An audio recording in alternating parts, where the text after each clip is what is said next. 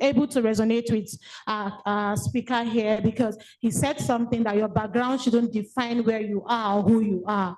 I mean, that's an excuse that is so stale. If at all, it should be the reason you should even tell yourself you would be the person to break the jinx in your family or your background. So that cuts to your question for how women should thrive in the business world. For me, it is not about gender. You are a human being. So I understand that society will push a lot of narratives to you. You're a woman, especially for someone like me who finds herself in a man's kind of business. Yeah. I deal with it a lot of the time. But first thing you need to work on is your mindset. You don't get pushed, you don't get touched by what is around you. A boat does not capsize by the water surrounding it. It's by the water that is allowed inside of it. So before you get into that place where you are told you can't or you cannot, you need to first work on yourself. By working yourself, you assimilate, you gather a lot of information, work with every resource the universe is throwing at you. All your experiences are part of your lessons. Mine was part of my lessons, and it has toughened me to who I am. So get that into your head and understand that I am a human being first of all, and I need to thrive in this world. I have people depending on me. If you do, I have responsibilities, I have a passion, I have a dream to actualize that. Irrespective of my gender, I have to achieve that. And whichever business or whichever career path you find yourself, be it that you're working for somebody, be it that you're floating your own business, even people working with me, I tell them one thing: have an entrepreneurial mindset. That is the only way you'll be productive to any company, anywhere you find yourself. I work for myself, I consult for companies as well.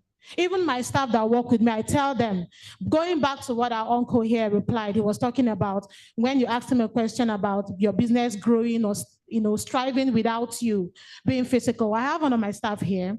I have not been to my company for like 2 months. Oh. Yes. But I know business is functional. Very. I mean, she's here. She can attest to that. Wow. Sometimes we don't see for 3 months, but I am in communication with them because I was able to not just build a structure, but allow myself to be the structure that resonates with me, where I am, where I'm going to. So that's a lot of things we, both men, women, we do. When we're trying to start up a business, you might be doing what A is doing, but always ask yourself, okay, so A and B have done it. What else am I bringing to the table? So even if you want to employ, I'm going to summarize and talk about both the two of them, what they've said. Even if you want to employ people, you need to build a structure, not just structure for the name of structure. Learn your business. Even if you're starting, yes, I am all for, you don't need to have the resources to everything you need to go to where you're going to. But there is something God has put in each and every one of us that you can use to start. Along the line, naturally, things will begin to align. Then you can, modernize, make your dreams and your vision more clearer, but start from somewhere. You are bound, you're doing fine. You make mistakes, you have the permission to make these mistakes. The most important thing is you learning from them. Okay. As you're creating your structure, you make it about you. So when you employ eventually, because when I started, I was both my HR, I was my boss of myself, I was my, social media. Everything. I was my social media person. I mean, I had to learn lots of skills that at the end of the day, I'm monetizing a lot of them. Yes. I learned them along the road because I realized that in a world where the internet and the technology has come, I can't afford to pay everybody.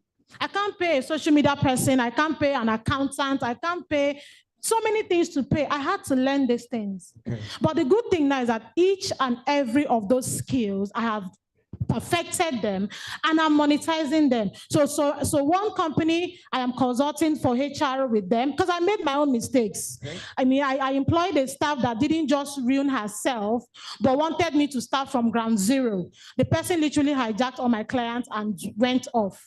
So, but those things have made me understand that you need to learn, right? So I've worked with a social media person that made me understand that as a business person, irrespective of how you're delegating, you are the soul of your business. Know every aspect of your business. It's very, very important. is very, very, if you don't have to be a professional, know every aspect. Right now, I have a social media person, but if the person were not there, I would make my post, I would design. I have an accountant, but the person were not there. I took a course on accounting. I can balance my book, I can file my taxes. Why? Because I started from where I couldn't afford to pay these people. And trust me, people no longer just follow you for your money, because you cannot be the highest paying employer. Sometimes people come to you and they see something beyond what you're paying them. They can come to you and be like, oh, they are seeing themselves as who they want to be in the future. You are selling a vision to them. So when they come to you, make them understand that you are here. I know I can't pay you up to what you want, but I can give you something that when you leave me tomorrow, you can say, yes, I learned this thing from this person. Sell vision to them. Sell vision to them. Sell growth to them. That is what will keep them, not just the money you're paying, because you can't pay people. Sell the vision, not just the money. Let's put your hands together for Howard. I hope you're getting your questions ready, because we'll be taking the questions shortly. Finally, before we round off, Mr. Prince Ochuko, when it comes to scaling, when it comes to expanding, at what point in time do you consider the business or the organization ripe enough to make such critical choices? Okay, I want to quickly make an announcement. If you have the car, a Corolla, the blue, navy blue Corolla with the plate number FST 24CQ, FST 24CQ, it's a Lagos license plate. Please just kindly repark so that we can continue with the rest of the event. Thank you very much. All right, so thank you for the question, and thanks to the organizers of this summit. So when you talk about scalability, you want to understand the fact that you want your business to be able to grow beyond, any limitations. So for me, it's from the foundation. So you want to have a global business, it's from at the vision stage. So your scalability is not running. Why? I mean, it's not something that should come to you as a choker. Oh, my business has now gotten to a point where we should not grow beyond. No. From the first point you envision your business, you should know what you want to accomplish. Yes, you may not start off big, but like she said, which is one of the key things I've written down, it is the vision you sell to people. So if I want my business to be global, I am giving my name, my business name as XYZ Global Enterprise. I have at that stage identified the targeted audience. So I have at that stage say, oh, this is my limit. I want time turn down an offer from a business that was offering me a higher pay than what I was currently earning. Why? Vision. I asked the owner of the business, because it was on call in the interview. It was a virtual interview. So I said, please walk me through the vision for your establishment and where you see yourself 3-5 years from now. And he told me his vision, and I said, for me, I can accomplish, if I join your establishment, I should be able to walk us through this, your whole vision in 2 years max. We'll get it. So what next? You want to start drafting another vision. So for me, it's too small for me to come into. So it is at that stage you have set down what you want to accomplish and the farther you want to go. Yes, you can break it down in, say in year annual accomplishment or biannual accomplishment, but from the point where you are saying, I want to start up this, you should know how far you want your business to get to. Thank you. Please put your hands together for him, Engineer Ochuko. At this point, I would like for us to ask questions, and the questions will be timed. We can just take about 5, 6, 7, or 10 at most, so that we can quickly proceed to the rest of the conversation. So, okay, so I have the questions already written. If I have the questions, I can just have them now. I'd like to add something to what the CEO of Googleplex Universe said. A lot of people, a lot of young people are afraid to co-found companies. It is a pandemic in Africa. And if you're not careful, you would miss out on big opportunities. Co-founding is looking out for one big person with a big vision and then supporting that person.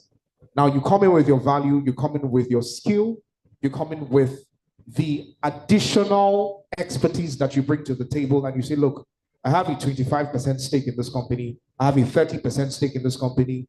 In the next 10, 11, 12, 20 years, that company would have scaled to the extent where you were not being paid initially. But imagine you co-founded a company as Flutterwave or PiggyVest some 20 years ago or some 15 years ago. You were just part of the team. You volunteered, you contributed with your effort and time.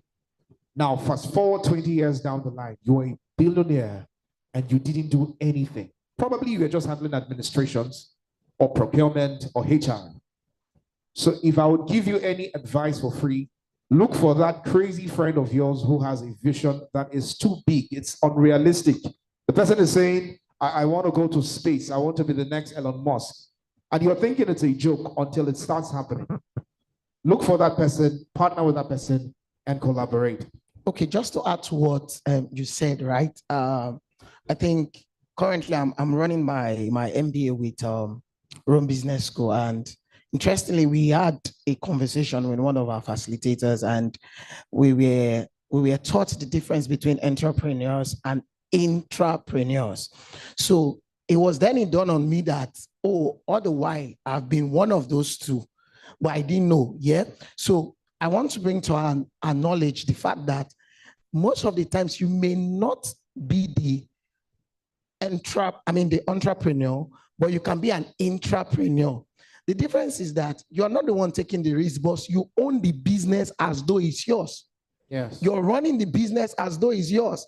And shockingly, you are doing so well for yourself and you're developing yourself. And sooner or later, you can then have a business that you are already a master of. Okay. Myself, I have been running this for a long time. And it's just recently it's dawning on me like, do you know you can actually own a business doing this for yourself?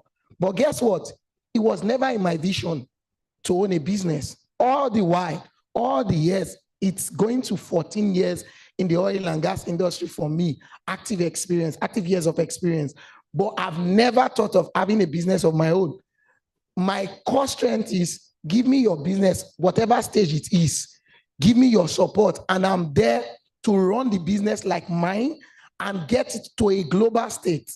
So it's not all the time that you want to start up a business. It's not all the time that you have the flair to start up a business, but wherever you find yourself, please run that business like it is yours. Exactly. Because tomorrow you might just have the opportunity to start off yours. Please put your hands together for engineer. Hello. Before the questions rolling. Seconds, yes. All right. I want to say I'm having a great energy in the room, and I really want to communicate to the youths here. This program is designed for young people, and a significant number of us are young people here. I want to let us understand that what we're experiencing right now, it's something that has the capacity to transform us, to push us ahead. We seldomly have activities like this where we can have people gather from diverse field of life to exchange knowledge. It's a place to learn. I can categorically tell you that most of the things you're going to learn here are quite important than the things you're learning in school. Yes. Nigeria, as we speak, currently has over 30 million unemployed graduates. 30 million. Last time I checked, to put that in perspective, that's more than the population of Burkina Faso, Sri Lanka, Taiwan, Mali, Rwanda, Belgium. The population of our unemployed graduates, it's enough to create another country. So going to school is not just there. And the country does not have any plans for the future, for the youth. So when you see people gather and create an event like this, it's a place for us to learn, for us to network. Don't just leave this place and go back home. Connect with people. The man sitting next to me, this is the very first time I'm seeing him. And I've been hearing about him for a long time. His company, Odibola, in the radio everywhere. It's a season for us to connect. There are people, you look at our daddy. So please, let us ask questions. Let us engage. Let us network. And we are going to grow and make ourselves better people. Thank you so much. Thank you very much. I have a question here, and this goes to the CEO for Odibola Properties.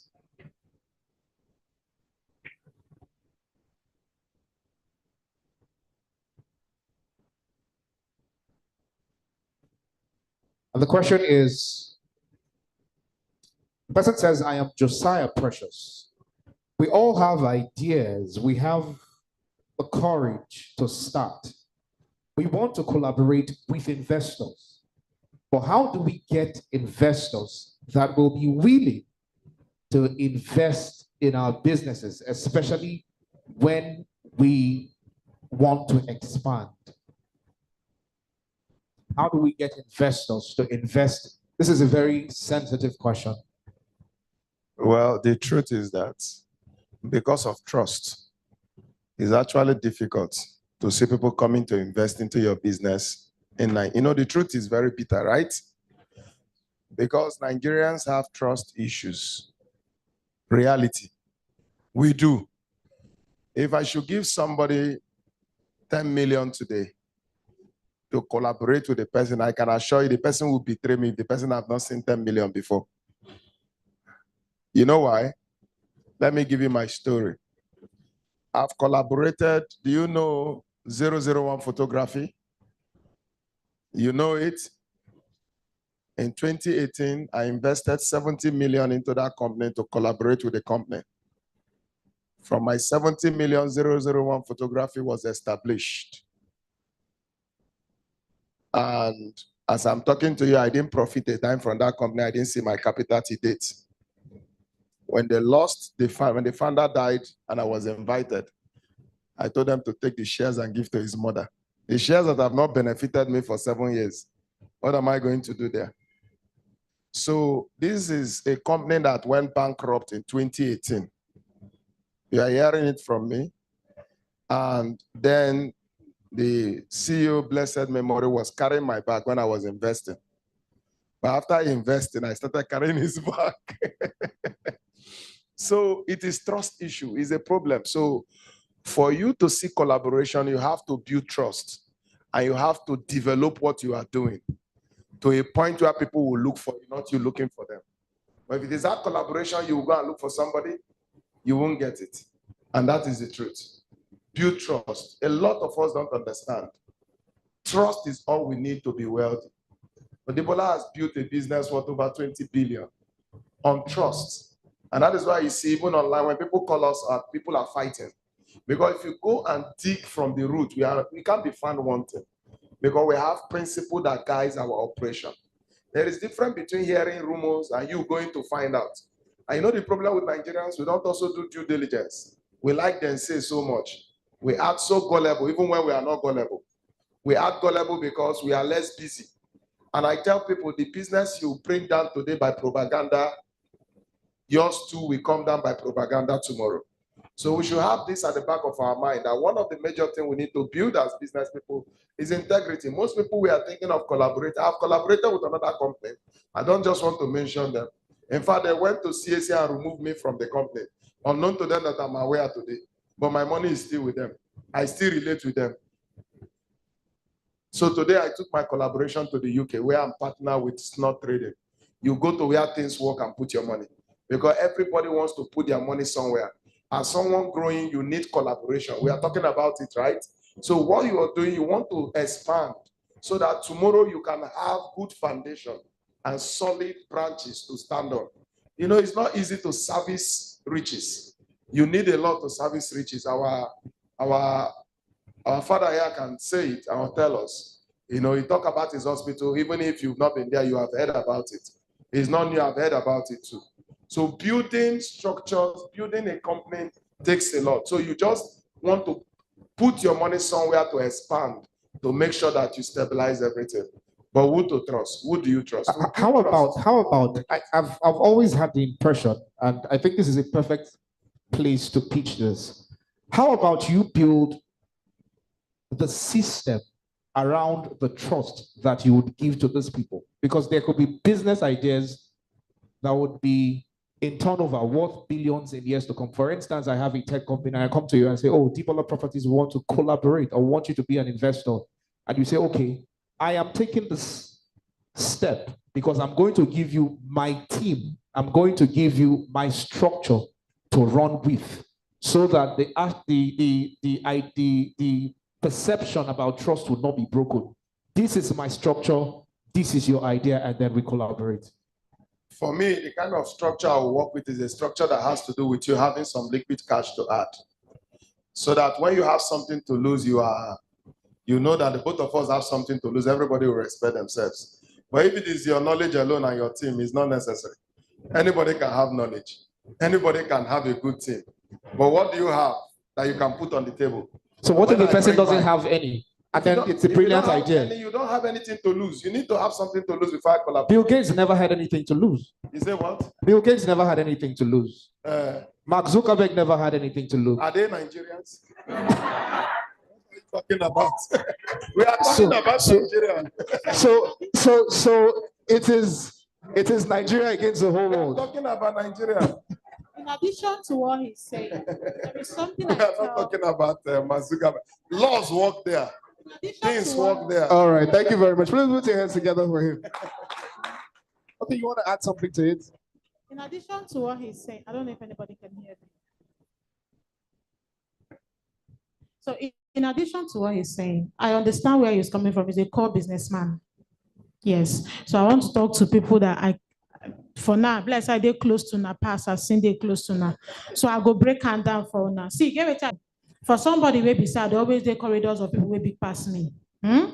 If you want me person invest for your dream, if you want me person invest for your one thing where you go do, there is something, just like I said, get it you feed do for that person. You get some big men when you come there, the no talk money matter. Show value. Show what you can do. You see that thing where you do, even if not to come on, go wash the person car. Do small, the person will call you one day. James, what be the thing where you won't even use your life, do save. You don't get them, you never get them. Simple. Be loyal. That's what our daddy told us. Be humble. You may not have the money because you won't go meet and make you do investment. Just like he asked, what do you want to tell her where you never hear before? So that small thing where you feel do. Even Bible talk and say the gift of a man do waiting. No, leave that side. So please, as a young person, serve in any capacity you find yourself. I cannot overemphasize the amount of doors that have opened to me because I chose to serve in any capacity I found myself. Whether not for university, even here, my first business na salon where I open, I no pay learn. One woman for my streets. That's how I begin to help her. I saw her, she was struggling with work and family. She comes to work early, she struggles to go to drop her kids from school, and then she will come back, customers are waiting for her. I go meet them. Right. I said, Auntie, I beg, I feel they help you, they wash, they sweep your salon. She said, no wahala. That is how I learned how to make hair. Okay. I didn't pay. So please learn to serve. You will get those things. Because of time, let's go to the next question. Somebody said, so you talked about building trust with your delegation. Now, do you, a word here. Is this person a medical doctor? Okay, I think he wants you to address employing and sacking. You talked about how companies train employers and how this happens. So the question is, can you stop employing and sacking? How can you? let me help the person. And I think this should be directed to the HR. How do you know how to employ and sack? I think you've already touched on the employment. So how about the sacking? Because some people here, they feel that their village people are after them. So how do you know who to take out of the system? Okay, so in hiring, companies establish like a contract with you. Please, that's in fact, that's another thing we need to talk about. When we start out businesses, we do not really value paperwork. One of the things that has protected me, I have huge volumes. But one of the things that has protected myself, protected the investors today, I mean, years after, we are in very good terms. Everybody is okay. Even the risks, we've borne them together, is because of paperwork. When hiring or when you are being hired, understand what the do's and don'ts are very clearly. A lot of times as employees, let me even start off as employees, we don't even study our employers. Our guest of honor here said some of us just apply for money and not apply to be valuable within the context of how that organization and how the person who founded the organization wants you to be valuable. So you have to understand that so that you don't go and start breaching. For 3 years, there was somebody who harassed me left, right, center in all aspects of social media. Please give me a job. Please help me. Please help me. Please help me. Last year, I gave the person a chance, the worst mistake of my life. And the person frustrated my entire system. Thankfully, we had, I mean, he also was constantly coming to me to say, oh, his immediate boss, who is the head of operations, is getting on his nerves and all that. And why are you talking to me? Because you know me. You're not supposed to be talking to me. Talk to your head of operations. If he's getting on your nerves, then stay there. Let him get on your nerves. Long and short, they fought so much. The only time I stepped in, it was to sack him. Please understand where you are. When they say when you're in a room, behave like a Romans. Understand the do's and don'ts of that business. Understand the language of the business. Okay. So that you don't breach your contracts. Okay. Thank you. All right. So I'll rush through the questions now because of time. This one says, what is the best structure for a business that is everywhere, like jewelry business? Starting off with jewelry, what's the best structure for that? Let me give it to Google. So what's the best structure for a business that is everywhere? Yes. Okay.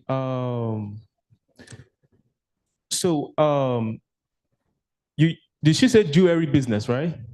As an example. Okay, as an example. Well, for a business that is ubiquitous, if you want to go into such a business that is everywhere, you need to do something that makes you stand out. All right. If everybody's offering the same services, you might need to find a way to add something unique. You might need to have what we call a USP, right? A unique selling proposition, something that will make you stand out from what everybody else is doing. All right. So look out, study your markets. If it's a everywhere business or you have like some key people in any business, no matter how small, there are people who are really doing very well in that business. So find I won't call them your competitors. Find your prospective partners, see what they are doing, learn what they are doing, understudy them, all right, and see how they can tweak what they're doing to favor a particular niche, because they might be selling out to a broad audience. One of the ways to make profits in any industry is to niche down. Find a particular aspect in that business that is tailored to a particular audience. If you can, for example, there is some soap brands in the market. I wouldn't want to mention brands.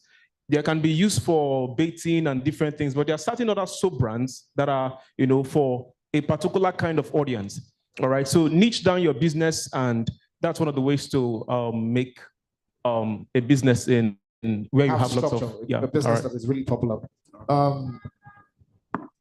Engineer Ochiko, the question is, how do I pass the vision to the people working with me? I have a vision in helping students raise money, but one of the persons working with me said I was very fast. I think fast in communicating the business, or the idea to the followers, or fast in maybe scaling or structures. So how is the best way to pass visions across to people that are being led? All right. So yeah, there are numerous leadership styles, but personally, I prefer leadership by example.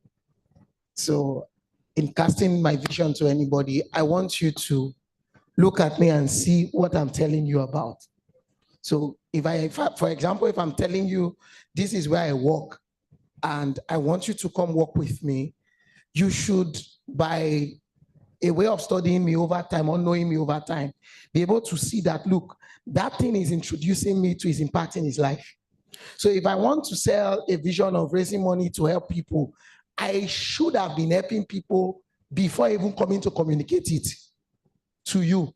In my little way, I would have been saying, look, that person is XYZ, and I've done this, I've done this, I've done this. Can you add to what I have done for us to do better? So it's not, leadership by mouth, but by action. So you need to be able to show an example of what you want people to join you or collaborate with you to accomplish. Thank you. Thank you very much. The final question directed to Mr. Bolaji.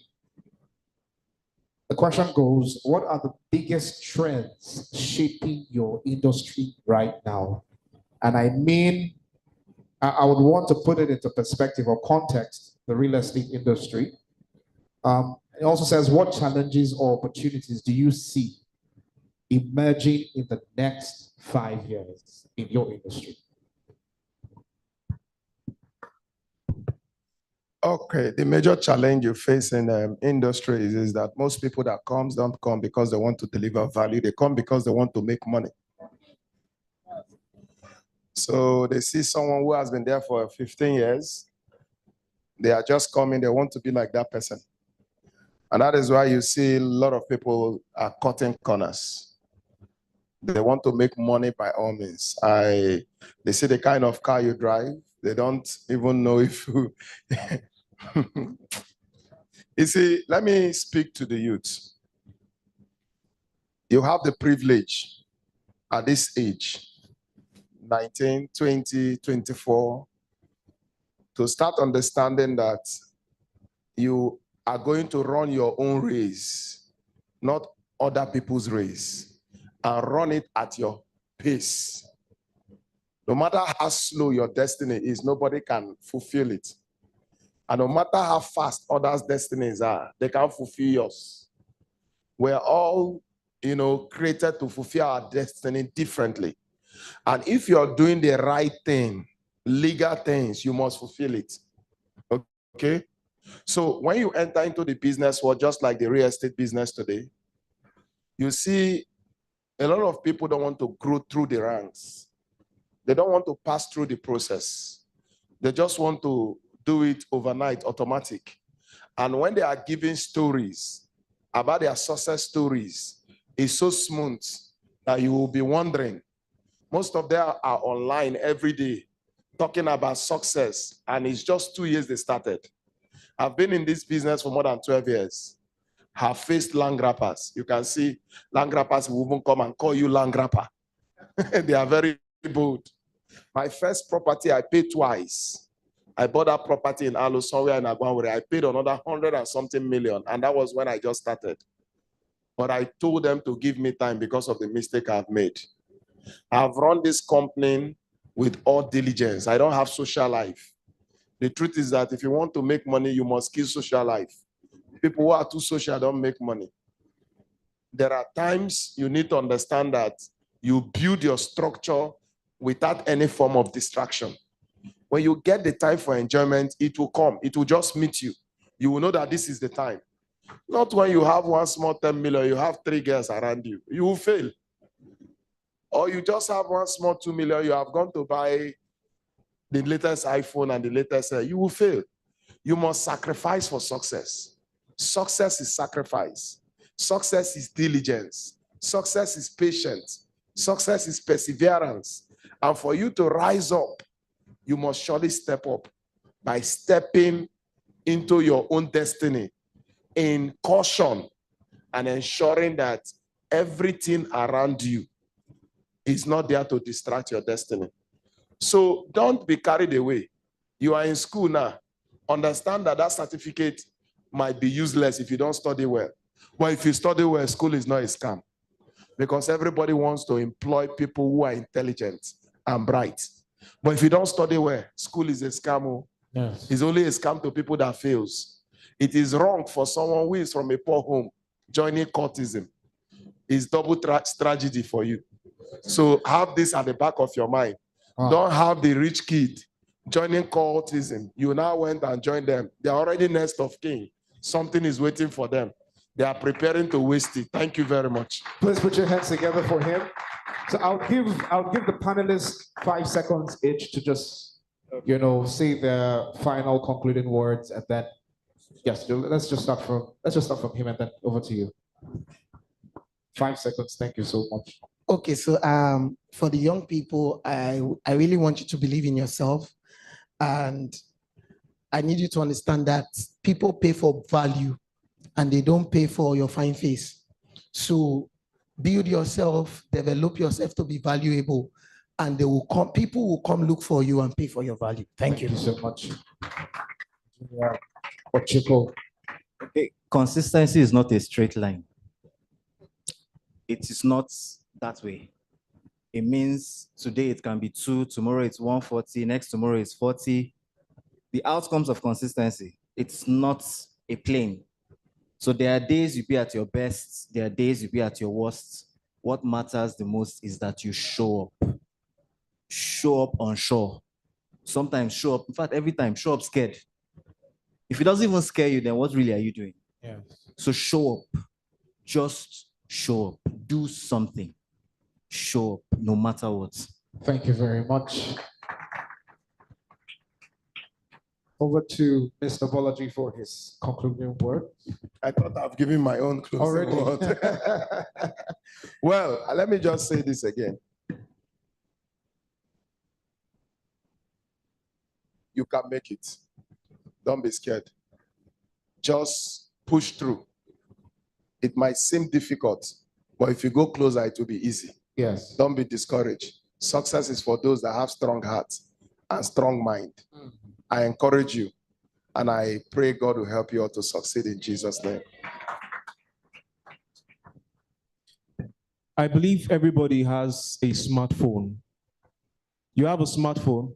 Please do me a favor and wave it. If you have a smartphone, just wave it. Every young person. What you have in your hand has more computing power than the whole of the 40s, 50s, 60s, 70s, 80s, and 90s put together. Every single knowledge to start a business, to build whatever thing you want to do, even to build a nuclear reactor is just a click of a button away. The problem that is holding us is not that we don't have opportunities anymore. The problem is our mindset. The world is a global village. Be open-minded. Instead of watching corn, instead of playing Bet Ninja, this is it. Ask the right questions. And one thing you want to do to set yourself apart, find a way and study artificial intelligence. There are lots of tools. If you are still using ChatGPT, you are 15 years behind.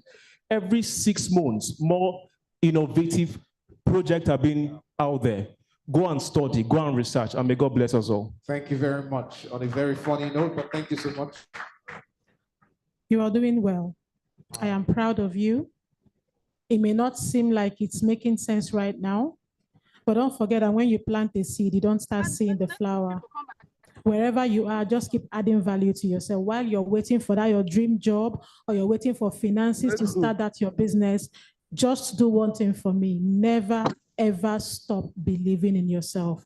It starts with you. Thank you very much. Please put your hands together for our panelists.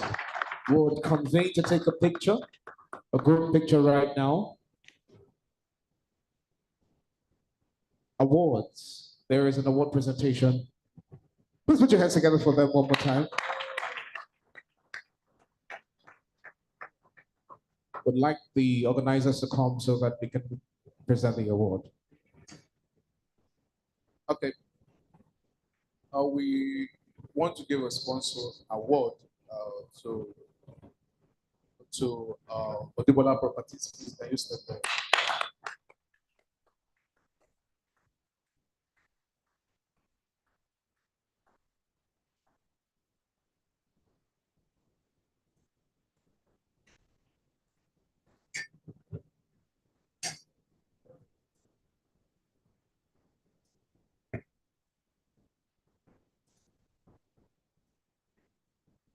On behalf of Career Advancements Initiative, organizers of the Career Summit, I will present this sponsorship award to the Deputy CEO of Boda Properties, Mr. Oshabukala. Thank you so much.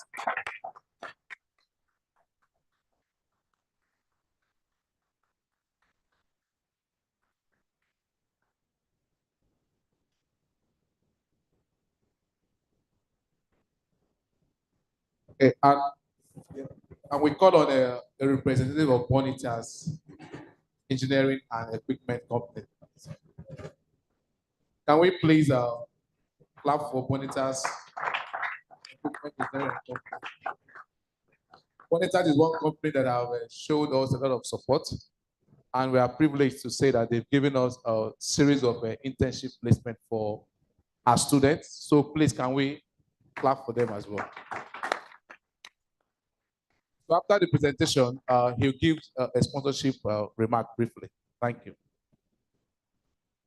On behalf of Career Initiative, organizers of Garden City Career Summit, we present this sponsorship award to Bonitas Engineering and Equipment Company in honor of their immense contribution and sponsorship of Garden City Career Summit 2025 this day, 9th October 2025. Thanks so much. Congratulations.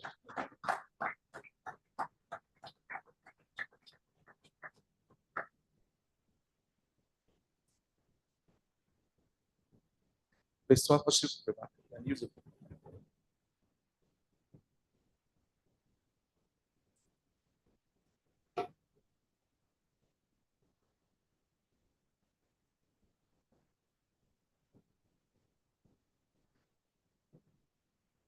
Good afternoon, everyone.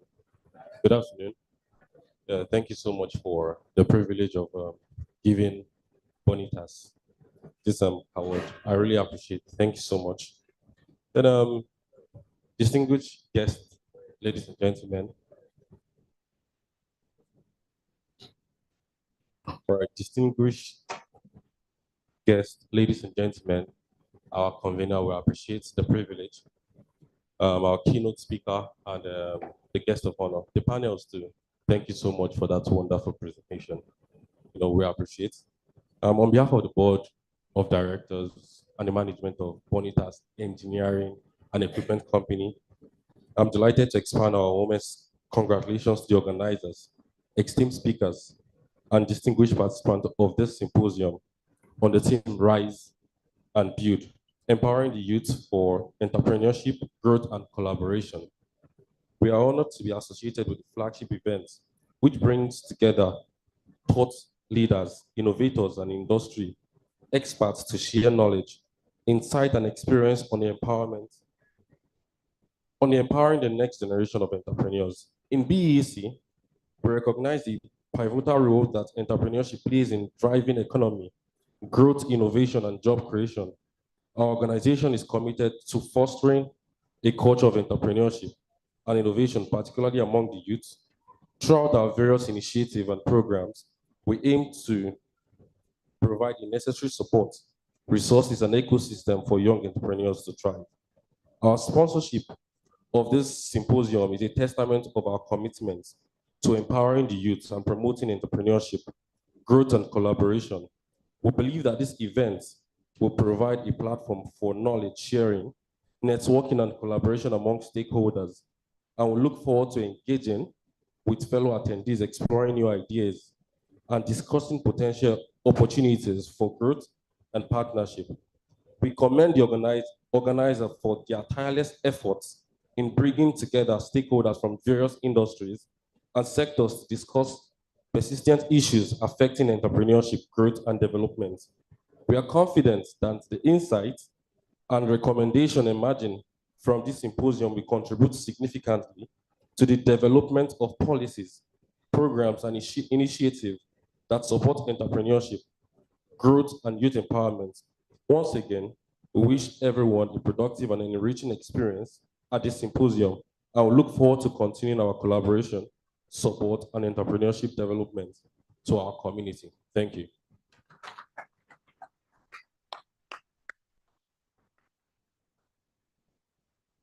a group photograph, please, with the panelists. And here.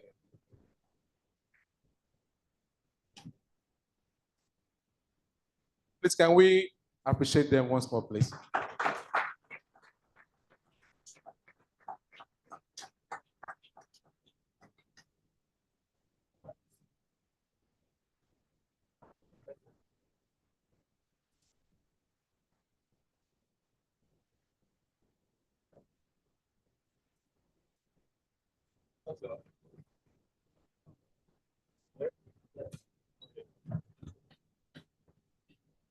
Ms. Jane, can you join since you'll be taking the next? Please, can you check if Oshobokola is still outside?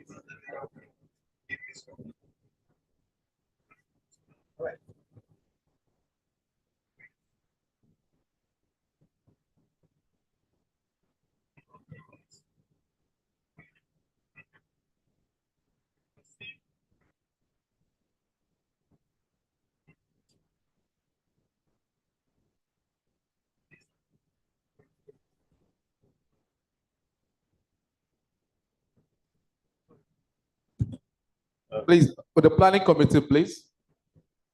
The planning committee. Members of the planning committee. Oh, they will join in the picture section. Yeah. Please, can we appreciate the volunteer champions and amazing guys? I'll put this bench for them.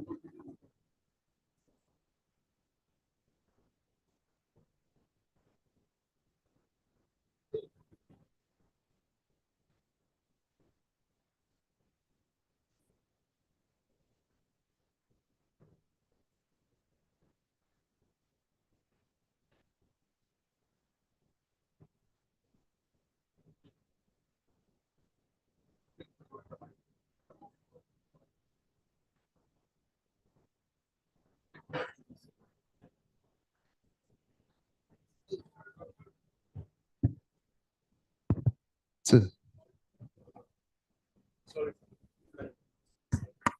Yeah, the panel. All right. The panelists, please let us take a photo outside with in the carpet, in the red carpet. Please, please, please, let's do that. I borrow.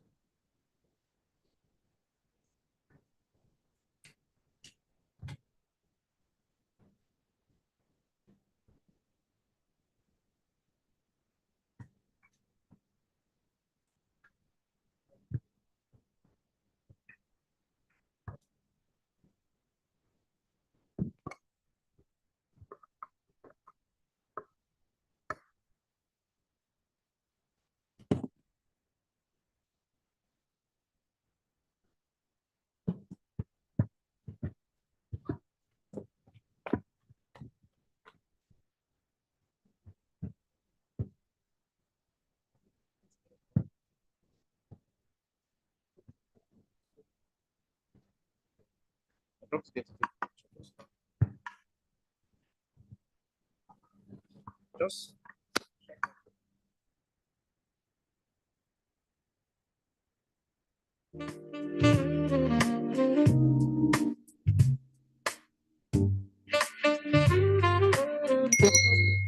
Let's just finish this photo. We'll be back in 2 minutes.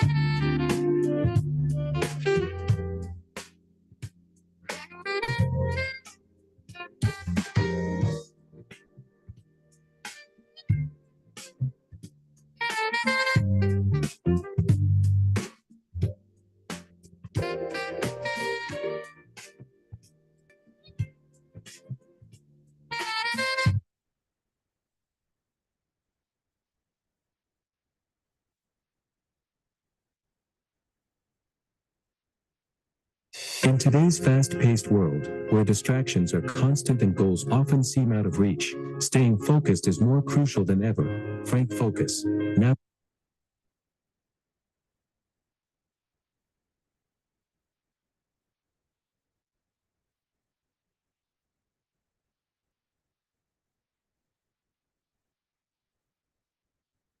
In today's fast-paced world, where distractions are constant and goals often seem out of reach, staying focused is more crucial than ever. Frank Focus, navigating the river of change and distractions, is here to help you cut through the noise and regain control.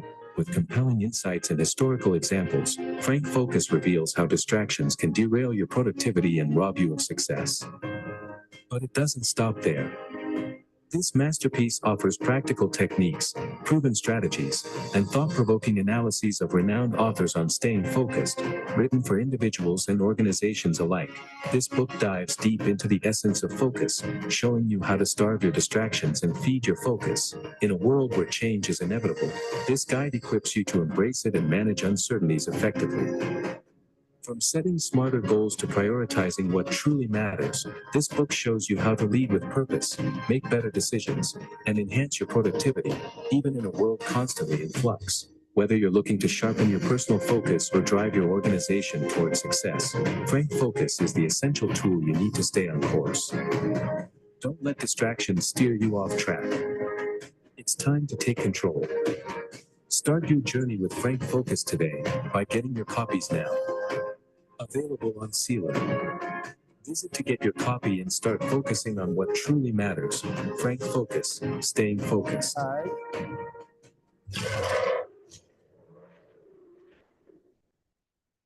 So, ladies and gentlemen, we are back on the road. Who has been getting value? Who has been getting value? I need to send anybody a hand though. Only one person, 2 persons. You're raising your hand like you're not sure. They wave me. Afar now, uncle, bye-bye. Raise your hand like you mean it. What the actual hell? Exactly. So I can only count 1, 2, 3, 4, 5, 6, 7, 8. That one, no sure. 8.5, 7.5, 8, 9, 10 persons. Can you imagine? 11, 12. Okay, I'm done 2 times now. 12. We're so share food. So I'm going to do things 2 times. I'll keep my eyes on you. It's like I'm the only one that's not introduced myself officially. So let me start. But before I start, some persons are still outside. I'm trying to buy them time. If you're outside, you're against us. Oh, yeah. Okay. We'll continue with the value given, since that's what this whole setup is for. Our next speaker is one that is going to walk us through the branding space, because most persons have a flawed understanding of that. After this, then I'll introduce myself, because my introduction is very long and short at the same damn time. She is a business and personal development consultant. She is also a sales strategist. She is a serial entrepreneur, team builder, a public and motivational speaker. She gained professional marketing and leadership skills working with indigenous and international health and wellness organizations. She has over 9 years experience in this field. She has received several awards for her outstanding performances, exceptional leadership, and contribution to the growth of organizations she has worked with. She is the founder, Push to Profits business community, helping small and medium business owners become better version of themselves through group and personal mentorship sessions. She is the convener of Push to Profit Business Conference, if you know that conference. She is the CEO of Omax Logistics, the lead consultant at Janelle Heights Consult, rather. She is co-owner, Rock Point Studios. She is also a medical laboratory scientist from Madonna University. There is so much to read, but I'm going to stop here. Gentlemen and ladies, if you're not hungry or tired, if you still want more value, help me welcome Jane Maxwell.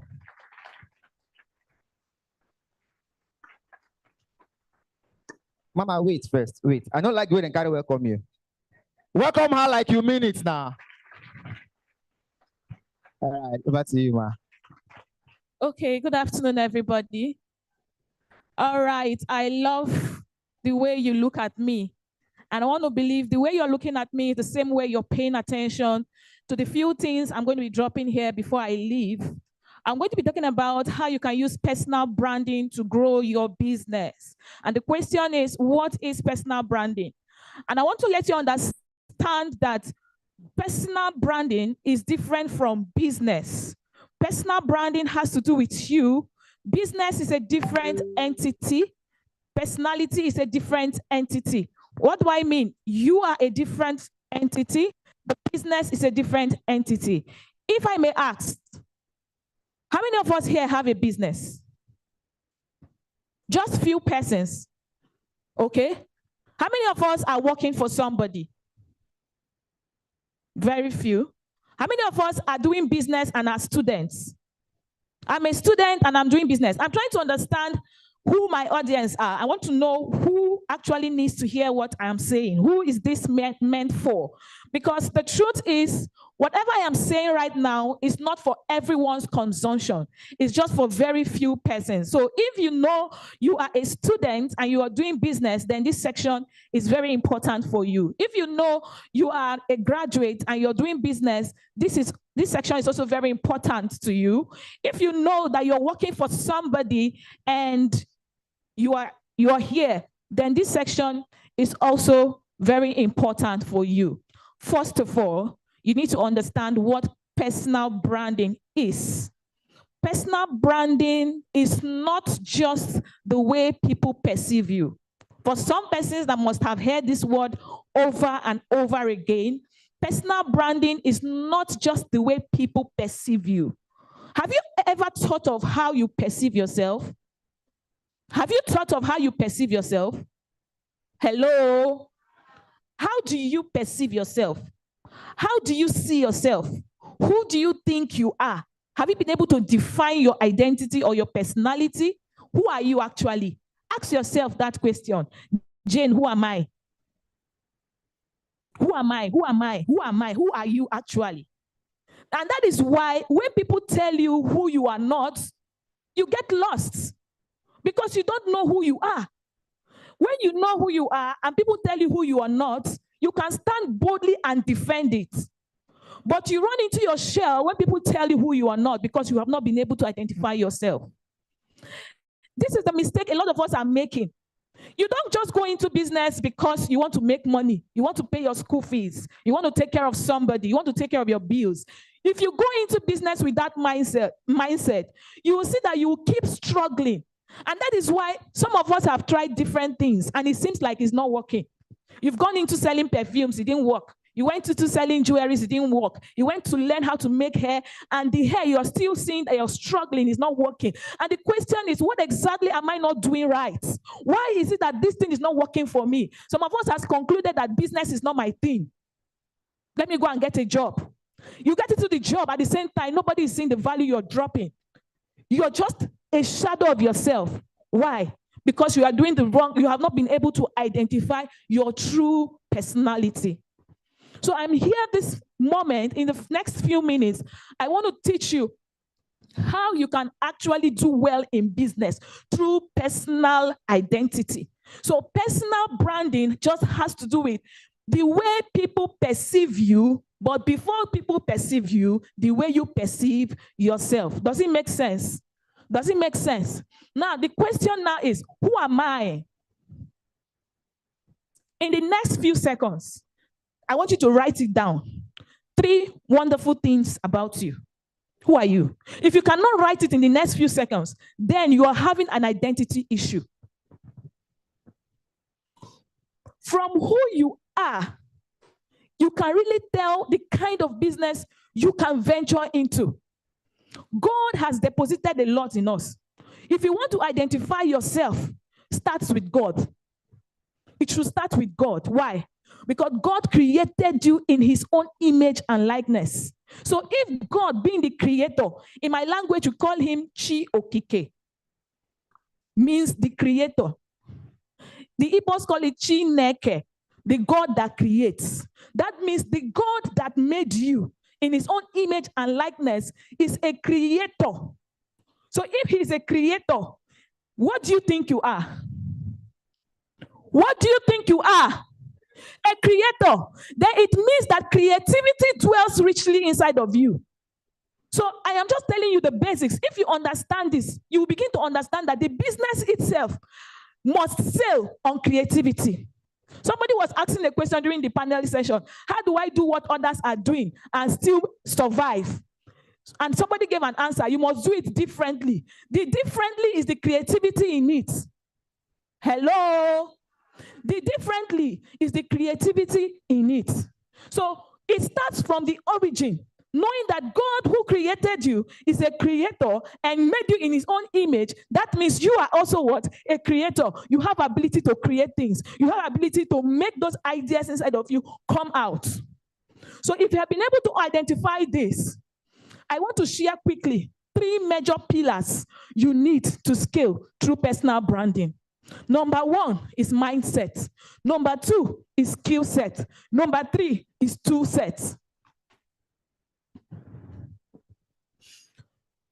Somebody will say that as far you cannot have money in your hand that has not been in your mind.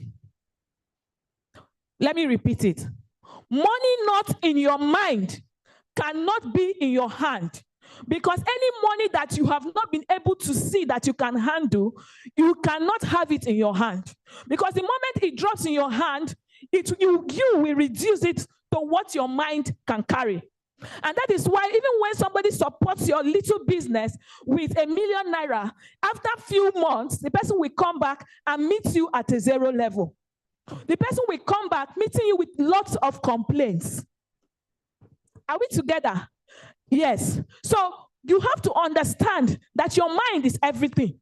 If you want to start any business today, before you venture into that business, something happens to your mind. You have had a picture of the business and where this business will be in the future. True or true? True or true? Now, that thing you are seeing, the end of that business, tells how far your mind can go. Now, some of us want to start maybe a photography business, and you have started this photography, you want to start it, and you're seeing yourself having it in Port Harcourt. You have seen it yourself having it in GRA. Some persons are already seeing their photography business in the university environment. Some persons are seeing the photography business in Port Harcourt, Lagos, and Abuja. Some persons are seeing the photography business in UK, Canada, and US. Are they the same thing? Are they the same thing? Yeah, so as far as your mind can see, it tells the kind of person you are, and it tells how far you can go in that business. So mindset is everything. Your mind, the state of your mind is everything. Now, a lot of us are struggling in our business. Let me tell us why. 1, we are mentally lazy, physically active. Hello? You are mentally lazy, but physically active. It's not the level of activity that determines your productivity. It is not. It is not the level of your activity in that business that determines how productive that business becomes. I have seen a lot of persons who don't do so much, but they think outrightly and things works in their business. I want you to be that smart person. I want you to be mentally active, because 90% of the job is done in the mind. Hello? Ideas is not a physical thing. It's a thing of the mind. Are we together? So in personal branding, personal development is not left out. You must learn how to sharpen your tools through the mind. You must learn to build your mind. You must learn to grow your mind, because everything starts and ends in the mind. It all begins here. It all begins here. I have seen people who say a lot of things. I will be this, I will be that, I will do this, I will do that, I will do this, I will do that. All just coming out verbally. They are doing everything verbally, but there's no single action taken to become what you have said. If you have such people as friends, please cut them off. Because it's time for you to start taking that necessary action. It's time for you to start doing that thing that you have thought of. It's time for you to start taking those little steps.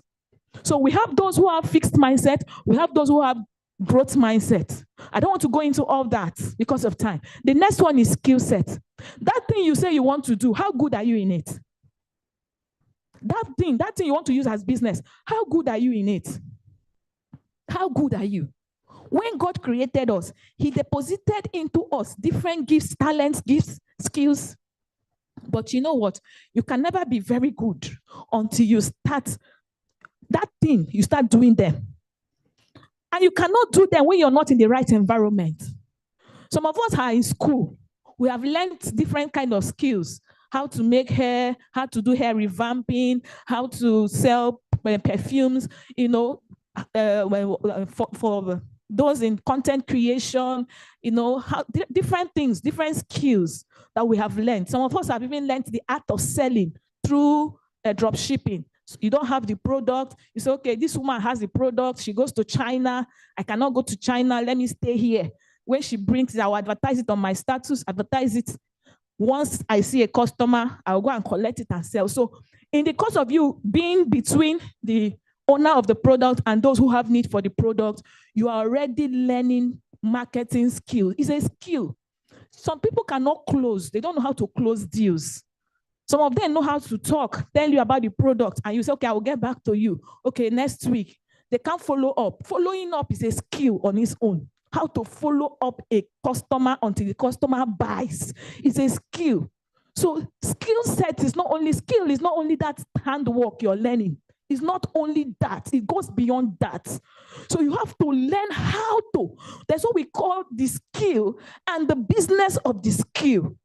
So after learning how to, you're very good in photography. You know how to hold a camera. You know how to edit picture. You know how to, that will not put food on your table. We have a lot of competent, skilled owners, but they cannot put money in their pockets. That you're very skilled is not a guarantee that money will be in your account.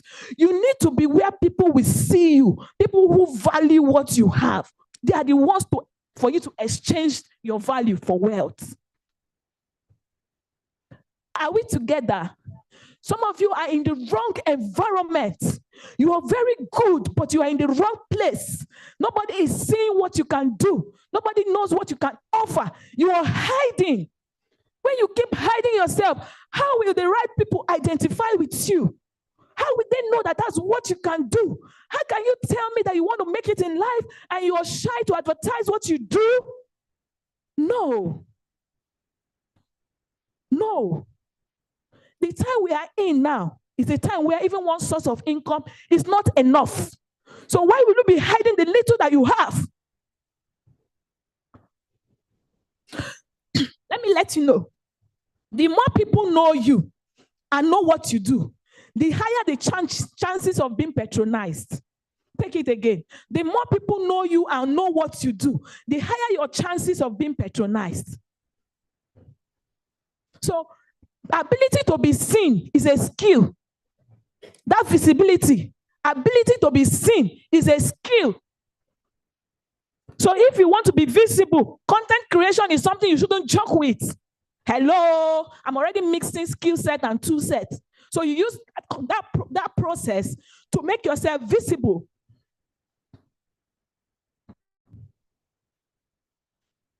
I don't know who I'm talking to.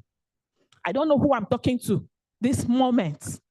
But if you want to know more, because of the time I have, you can follow him. You can follow me on Instagram, Coach Jane Maxwell.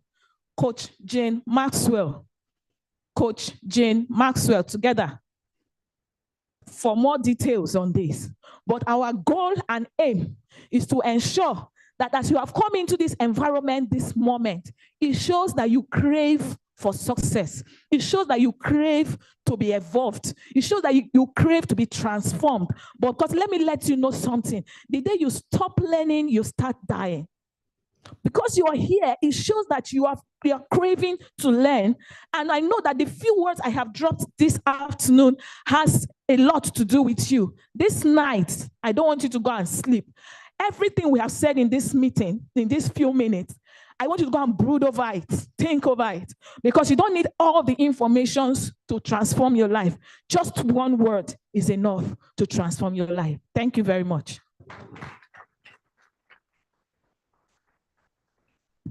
Thank you very much. A word they say is enough for the wise. If you're the wise, please clap for yourself and clap for her one more.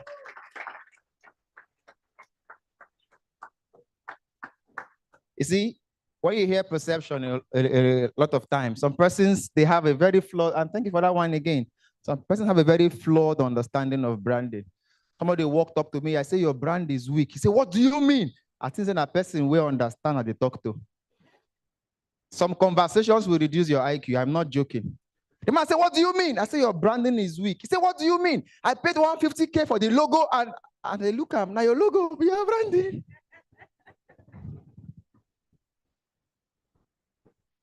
Whatever you don't know is bigger than you. In 150K, they pay now. Then I told him what I paid to understand what I understood. Then the bass in his voice disappeared. From what do you mean? So, it's not like that now. It's just that, if you know what that means, the power changed hands. I said I was going to introduce myself. Madam, now or later. Is that?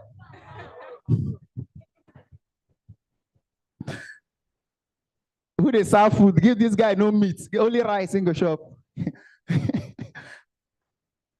Where is that, my very good friend in black? Esther. Esther, Paul outside. I beg you,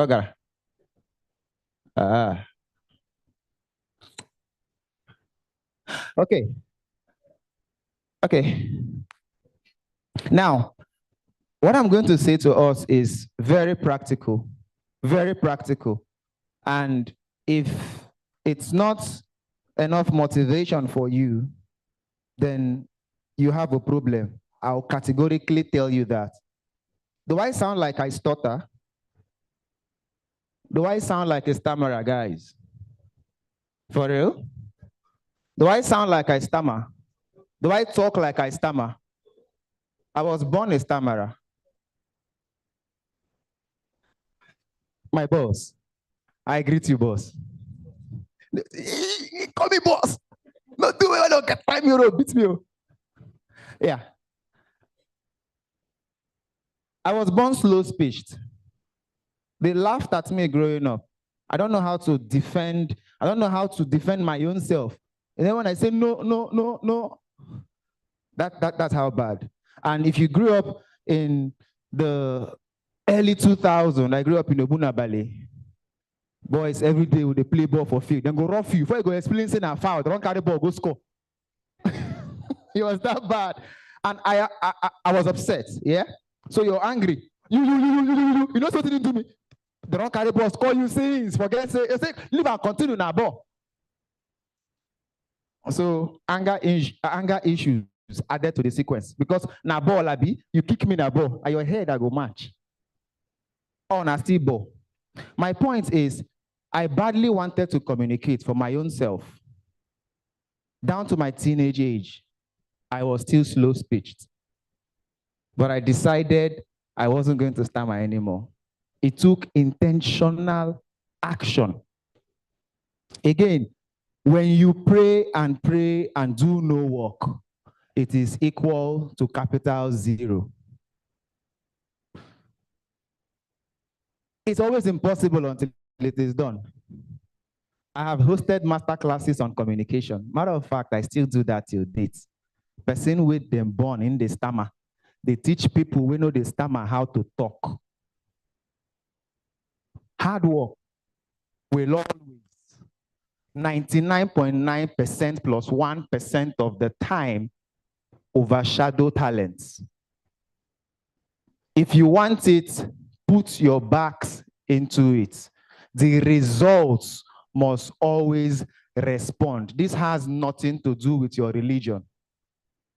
Because I'm not sure Mark Zuckerberg is a Christian, yes? But you have Instagram in your phone, you have Facebook there. You always go where value is.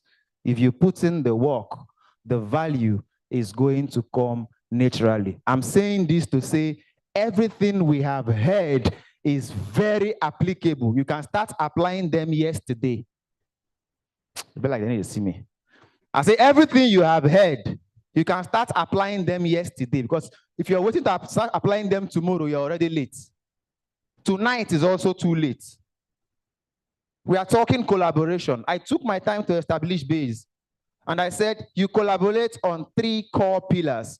Collaborate on ideas. If you have the ideas, look for a person who can take that idea, breathe life into it, and scale it. If you already have that, if you have that skill set, then look for money. Some persons have idea and they're looking for money. If I give you money, you can't manage it. Some persons have the managerial skills, business management, boom. Where's the idea? You need all 3, and you must collaborate on all 3.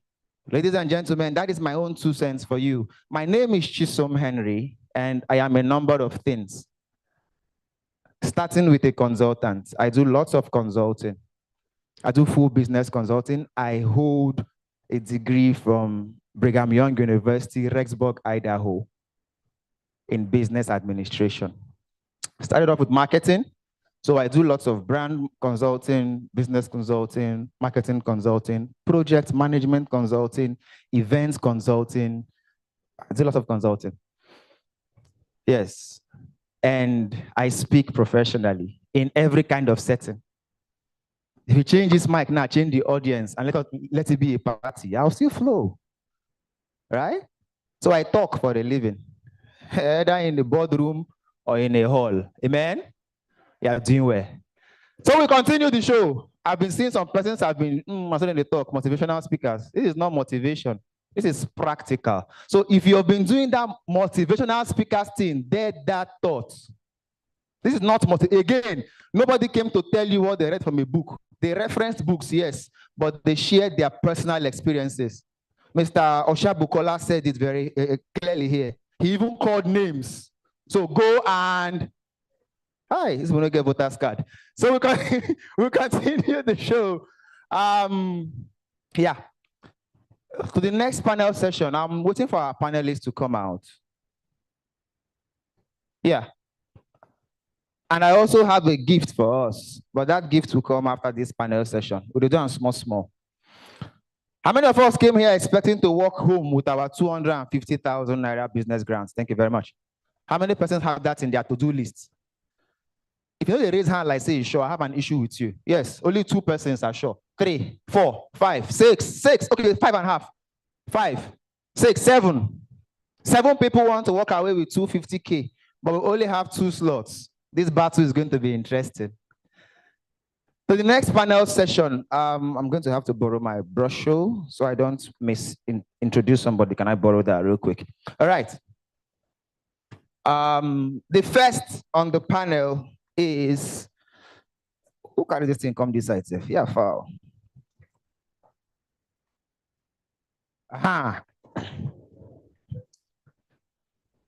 Our first panelist is fondly known as Veronica's daughter.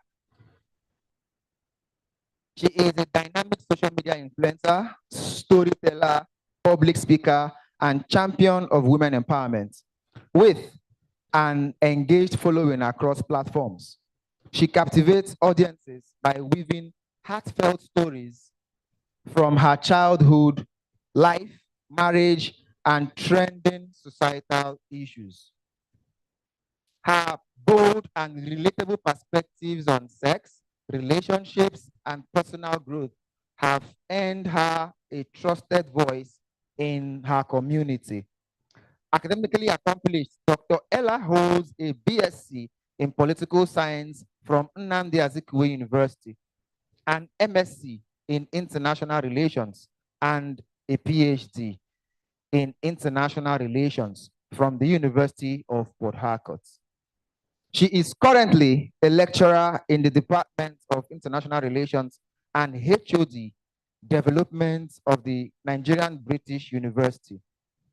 Her mission to empower others to reach their full potential, a serial entrepreneur and advocate for women. Dr. Ella wears many hats. She is the convener of the Business, Balance, and Beyond Summit, one of Port Harcourt's premier business and personal development events, drawing thousands annually. Her initiatives and seminars inspire women to embrace their roles and pursue their dreams. Ladies and gentlemen, a woman who needs no further introduction. She is Dr. Ella Ezadilieje, aka Veronica's daughter. If you clap for me, I go just turn go back. Clap for her so that she don't know what's going on.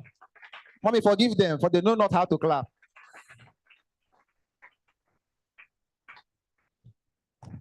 I know. Next is one of my many elder brothers, widely known and referred to as the principal. He is the principal of Myros Empire and the Olomati Company. He is a geologist by training with a BSc from the prestigious University of Port Harcourt. He is a management consultant in practice with a bias for strategy consulting, leadership, and sales. Being a polymath, Olomati has vested interest in a multiplicity of things, which allows him to deploy his skills adequately in many areas and organizations, driving tangible results to the determination of set goals. He is a transformational and substitutional conference speaker, reaching well over 3 million people annually. A music business executive, writer, futurist, culture, and policy shaper. Being politically conscious since 2005, he has been a pioneer for several politically driven ideas and continues to call for a reform where necessary. Brothers and sisters, the next panelist is none other than Honorable Olomati Isaiah.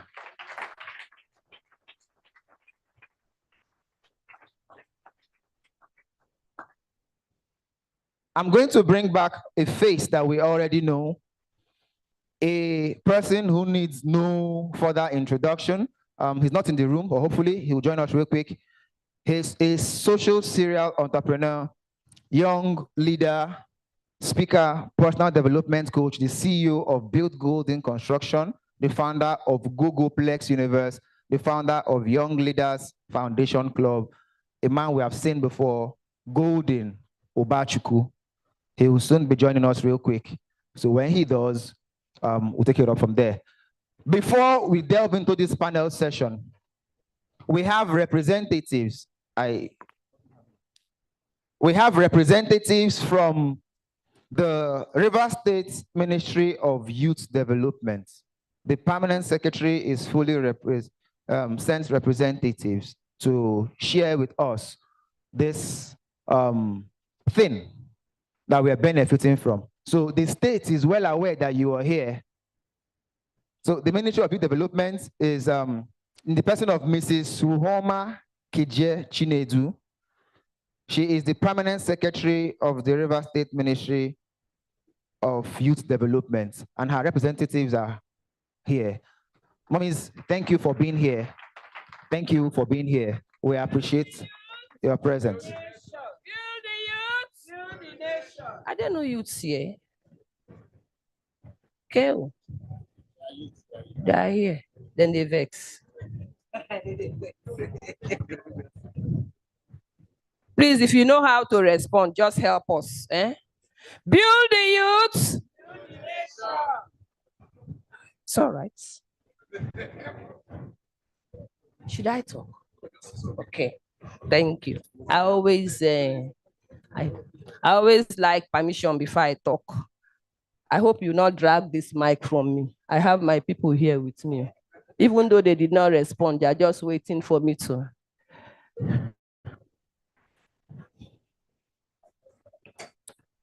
On behalf of the Permanent Secretary, Ministry of Youth Development, Mrs. Ruhoma Chinedu KJ. She's not here because she was called this morning to the government's house for an appointment. She would have loved to be here. She said I should send her greetings.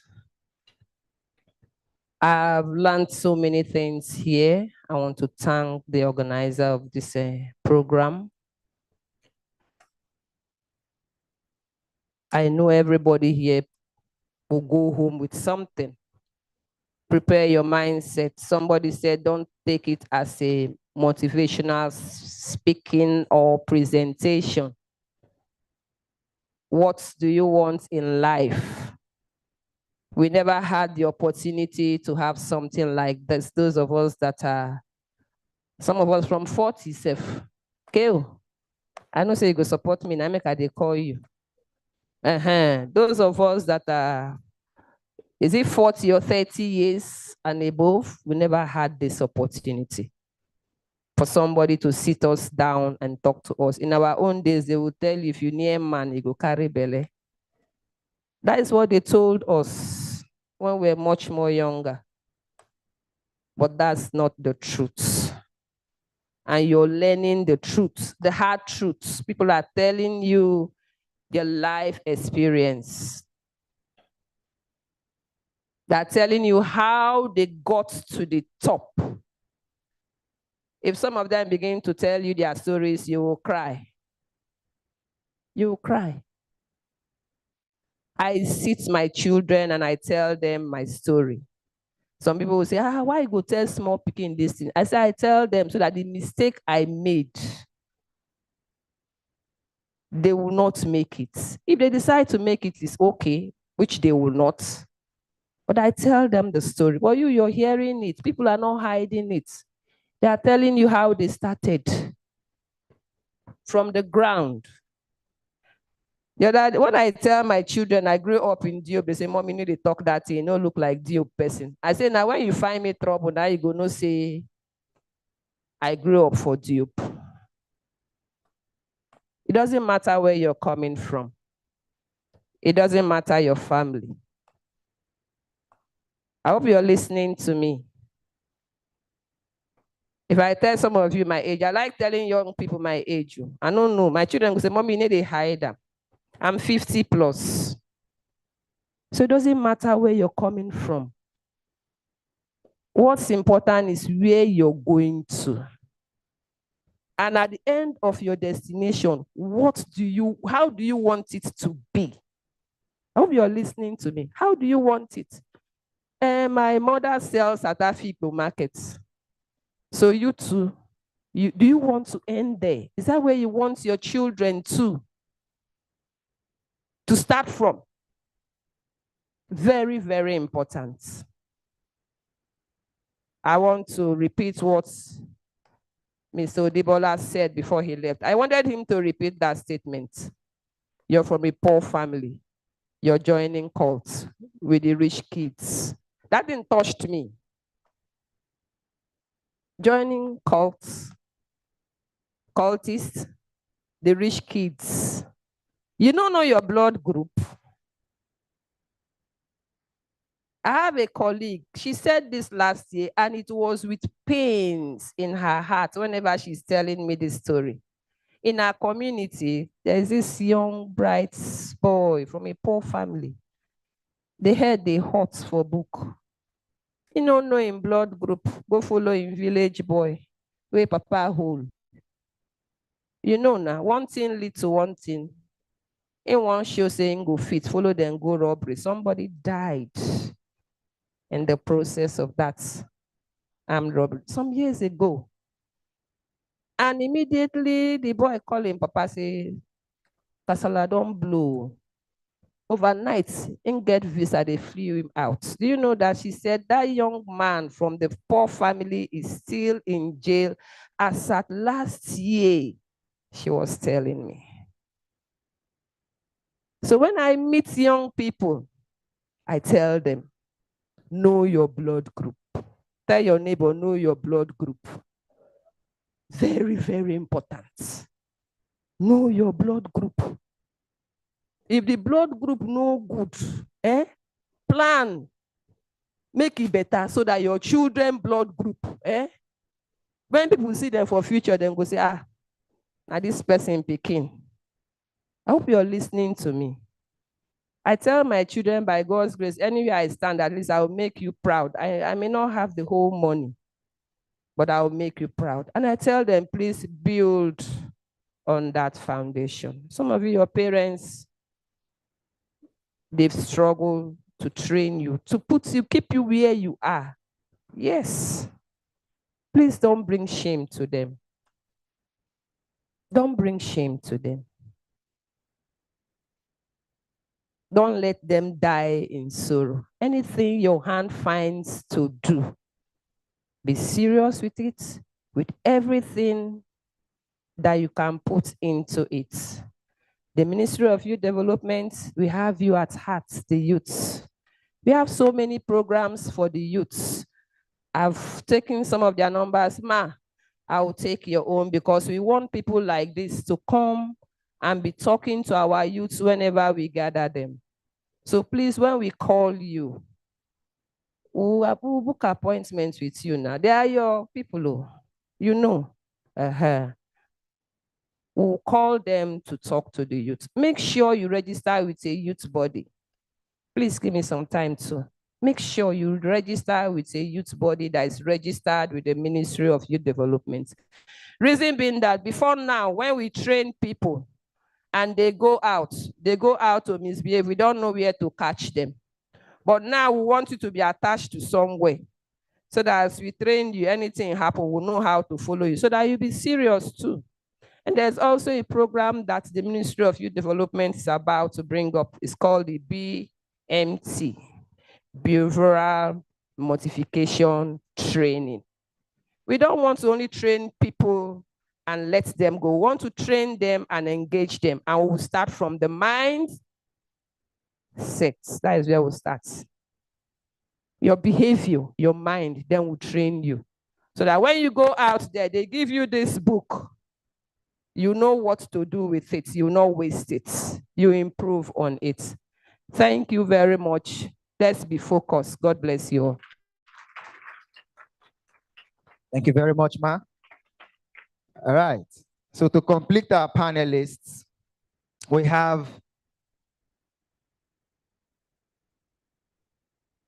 an exceptional professional who combines technical expertise, strategic thinking, and leadership excellence.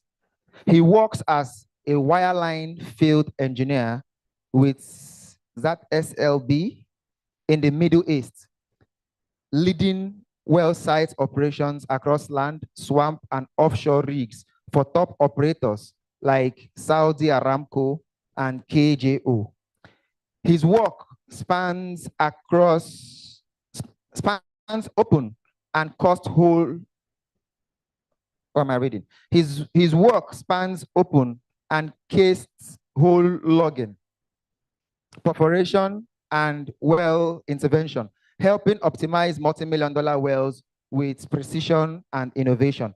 Beyond engineering, he is passionate about helping people and purpose. He is the convener of the Employability and Job Readiness Masterclass, EJRM, which has trained and helped over 500 young professionals gain competence and confidence, and also better career opportunities. This is our third panelist for the afternoon, and he goes by the name Ekene Otugeme. What's happened? Ekene Otugeme, ladies and gentlemen.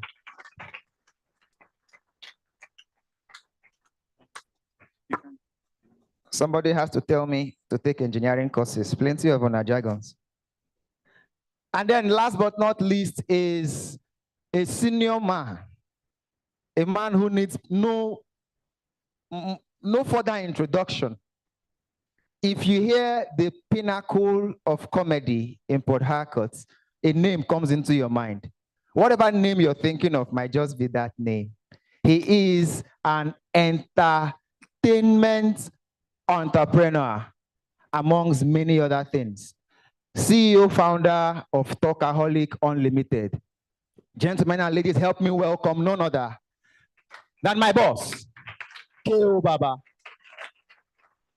The man I'm aspiring to be like.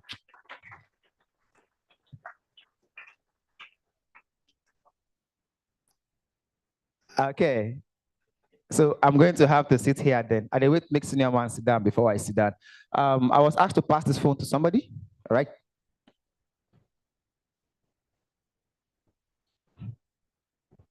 So to the business of the day. And let me introduce the host of this session, all the way from his house. From my house, come up before. Me. Then they clap for me, see finish. The host is ready. The host no day, this one no go sweet too. My clapping gas loud, Papa, I can manage that one. All right. So we are talking about a very important topic. Most persons believe AI is their enemy. Some believe AI is for illiterate. Some believe AI is for lazy people. Too many make-believes, too many false orientations. So we are looking at career growth in the age of artificial intelligence, remote work, and digital skills. It is funny how people still believe that if you're not on site to do the job manually, you cannot be effective. It's very funny. So we are going to address some popular misconceptions and set the record straight. Are you ready, sirs and ma? So this first question is one I would like to pose to Olumati Isaiah. It says, how is artificial intelligence truly impacting career opportunities, and what skills are becoming obsolete versus indispensable? Okay, so hello, can you hear me? Can you hear me? Okay, so help us with the sound. Thank you. Can you take the question again for emphasis? Not because I didn't hear. The question is, how is artificial intelligence truly impacting career opportunities, and what skills are becoming obsolete versus indispensable? All right, so artificial intelligence is impacting career skill in the sense of speed, because it helps you approach whatever you are doing faster. It's helping the field in terms of research, because what it does is it accumulates a wide range of research information and makes it available to you. 3, it's helping shared information. What a lot of us don't realize when we use some artificial platforms, and let me make it clear, when we talk about artificial intelligence, a lot of us quickly think of things like ChatGPT. Yeah, that's great, but your banking app is artificial intelligence, right? There are robotics that are affiliated with ability to think and process like humans. So let's not limit it to what you have with ChatGPT and Gemini. So it helps with sharing in terms of those platforms. So people have information. Anytime you use ChatGPT from a genius point of view. Now, I say genius point of view because I can tell that 99% of the people in this room who use ChatGPT only use it to receive information. I cannot prompt ChatGPT and find anything unique that you have offered to this world. So, some people use it for sharing information. I can go there and find that somebody has put in a unique information that I can get from to learn. I think in those ways, artificial intelligence has been valuable. The question of how many jobs in quote will go obsolete, right? Yeah.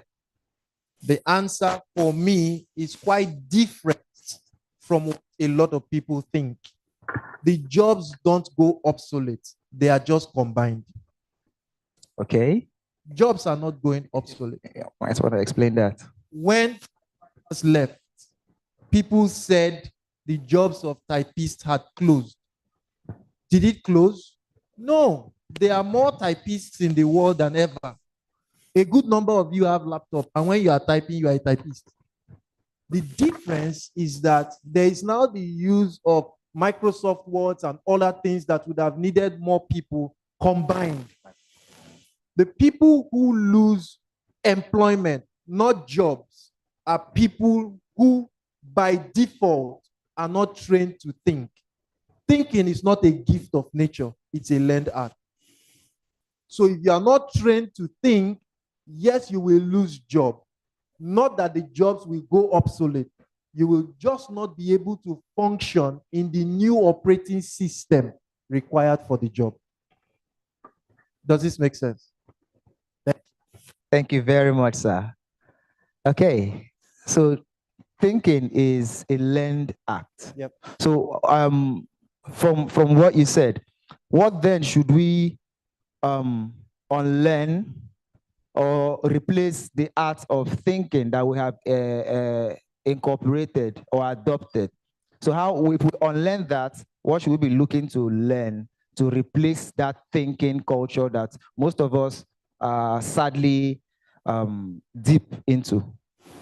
Well, thinking in itself is a science. Okay. It's a huge science. It's impacted on you by several things. Your environment impacts how you think. So there is no way you can unlearn how you think in certain respects until you change your environment. As long as you remain in that environment, you will think like that. Okay. Yes. It's just the same way I've said that many people will be poor forever, not because they can't make money, but there is an environment that that kind of money has never been mentioned. So they cannot get inspiration. Every time you mention that kind of money in that environment, they think of blood money, they think of rituals, they think of Yahoo.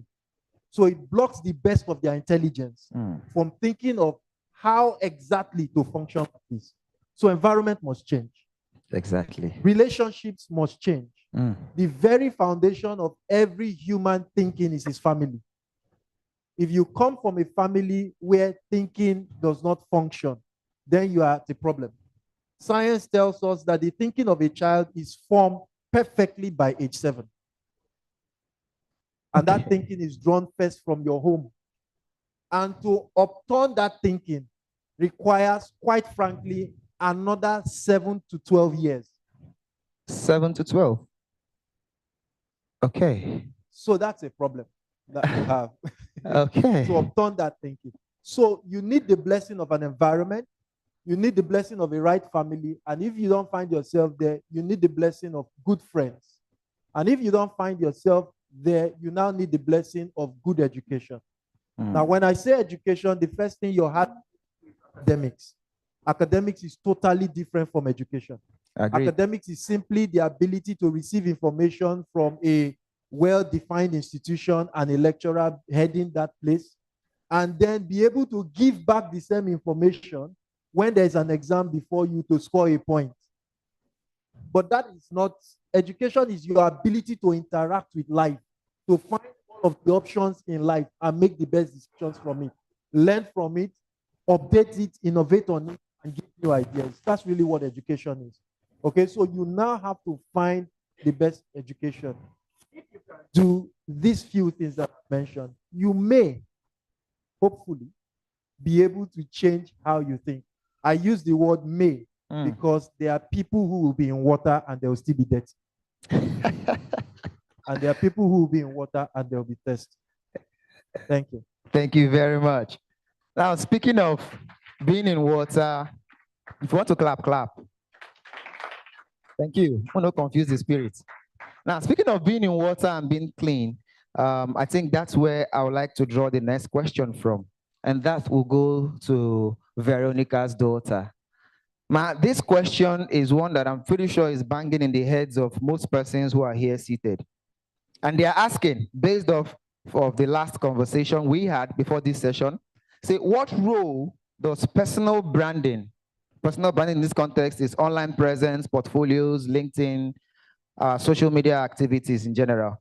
What roles do they now play in hiring and in career advancement?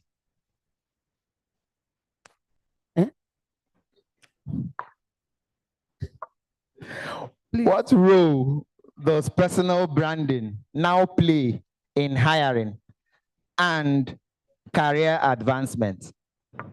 Okay, thank you very much for having me. Please pardon me. I think I'm in the process of losing my voice.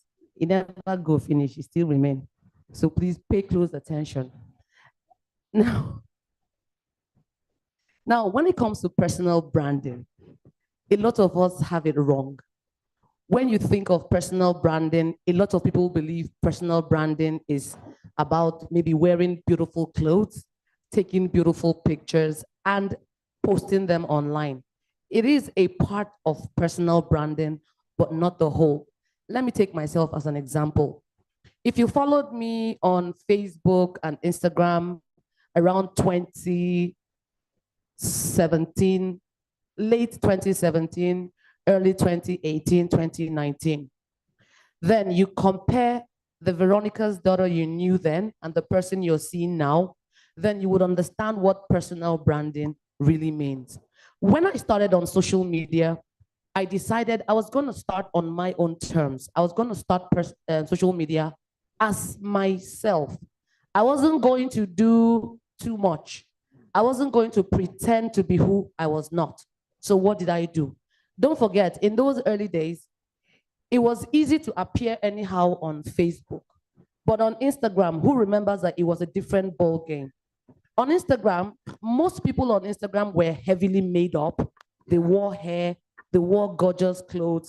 Then those moms that were creating content then, you would see them post 6 a.m., you're going for school run, and you're already heavily made up, you're wearing heels, and you're a housewife. So when you look at it, it feels impossible.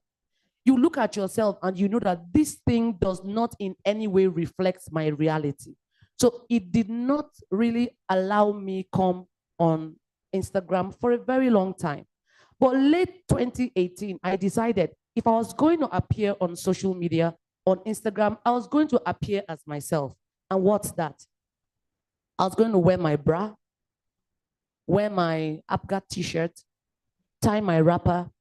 I was going to create content from my room, from my sitting room. I was living in a 2.5 bedroom apartment. I call it half because that third room wasn't the room. I don't know what it was, but it was small. And when I came on, I didn't really care about personal branding. I didn't care. All I know is that I enjoyed writing my stories. I enjoyed answering questions and talking about my life as a young wife, a young mother. Then I enjoyed telling stories about my childhood in Jos. And I was very shocked when people began to follow and they enjoyed the content. Why? It was very authentic. When you look at me and you see my parlor, it's like you are seeing your own sitting room. I didn't have the biggest television. My chairs had holes because I had toddlers who were always tearing and running around.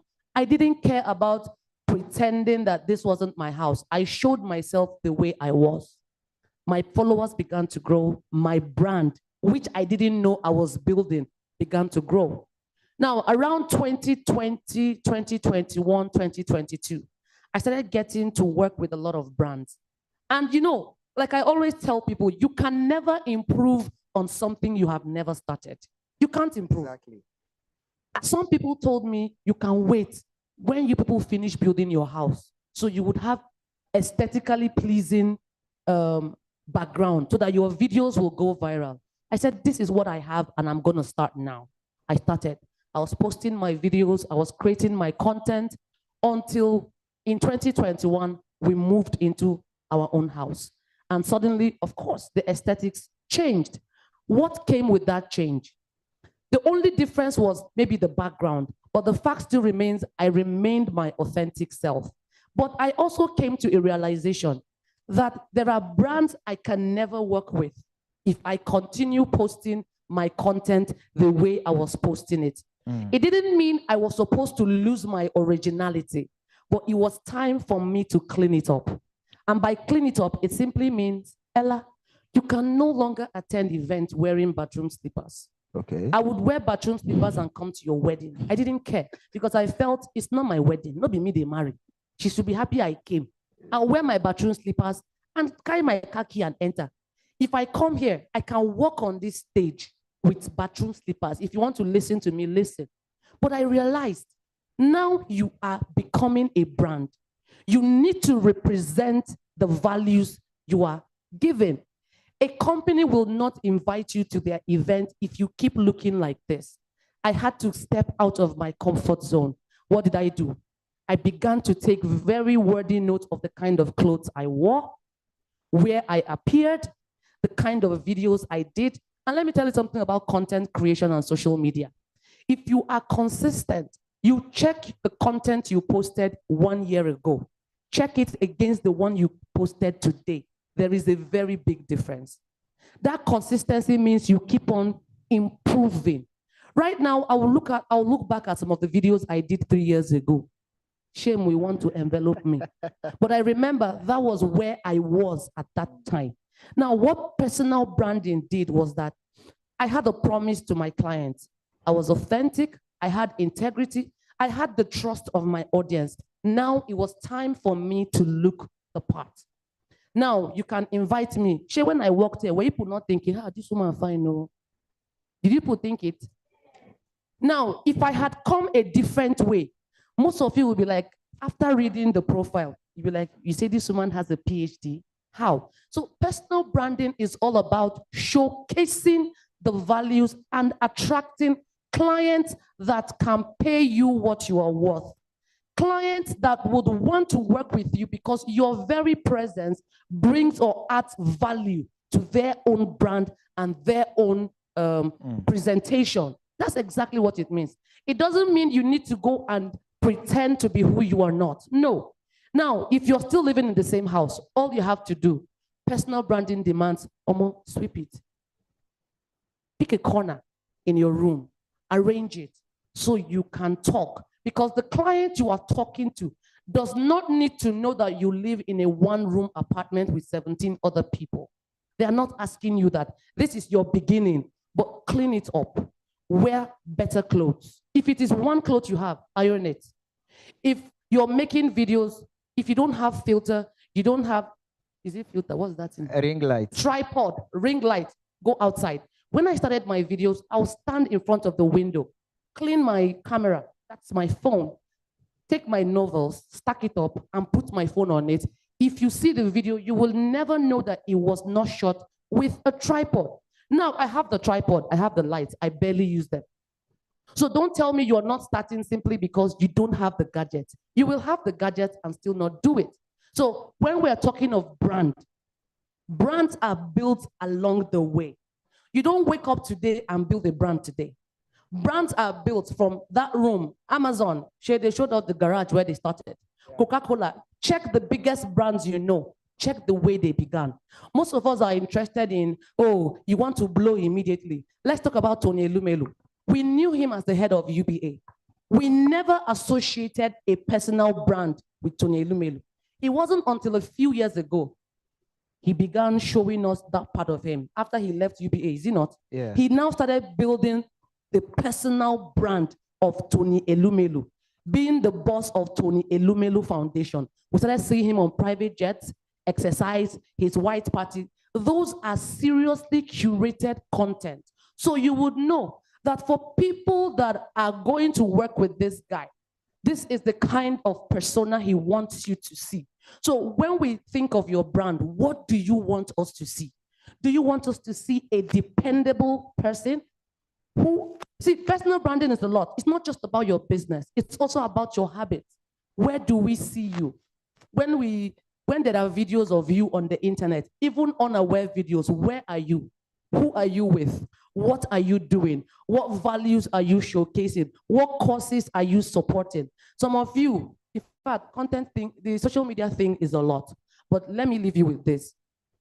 If you create a personal brand, life will be easier for you because you have something that brands are looking for. There's a picture your whole persona has painted that will give life to whatever you have to sell. I built a brand before I even knew I wanted to sell anything to them. I was just gathering followers and community, talking about my life, so they got to know me. When I now started selling, it became easier because these guys now know me. They know that this woman will not tell a lie to make a buck.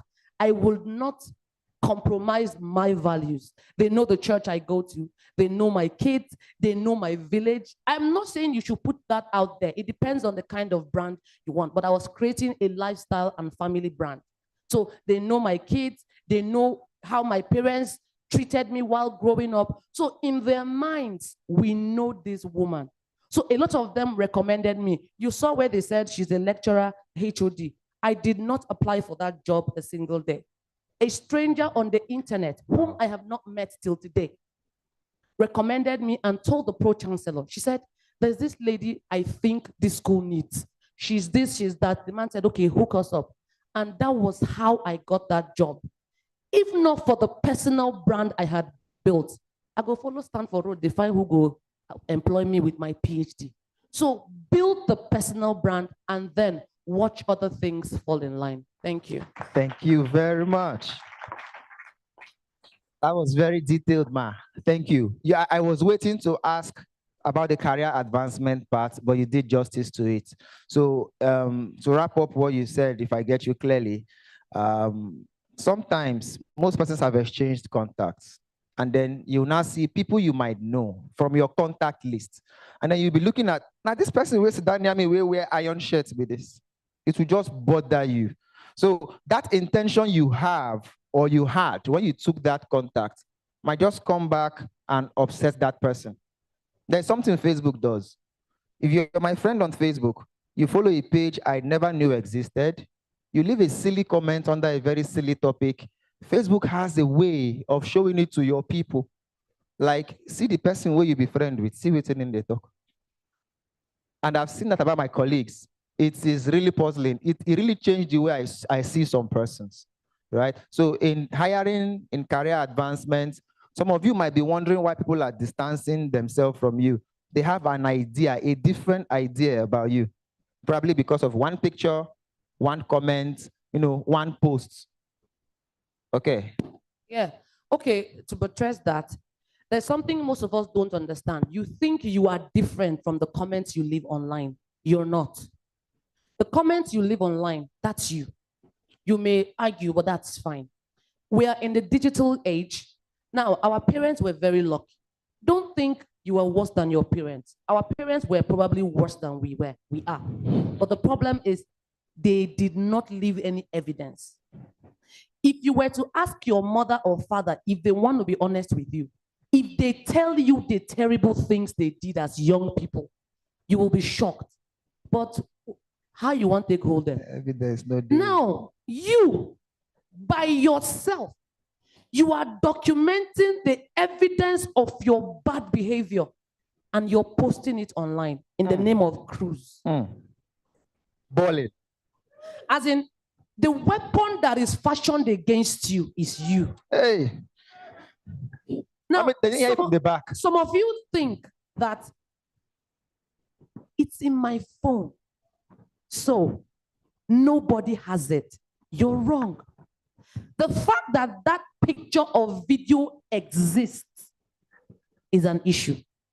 We are in a digital age.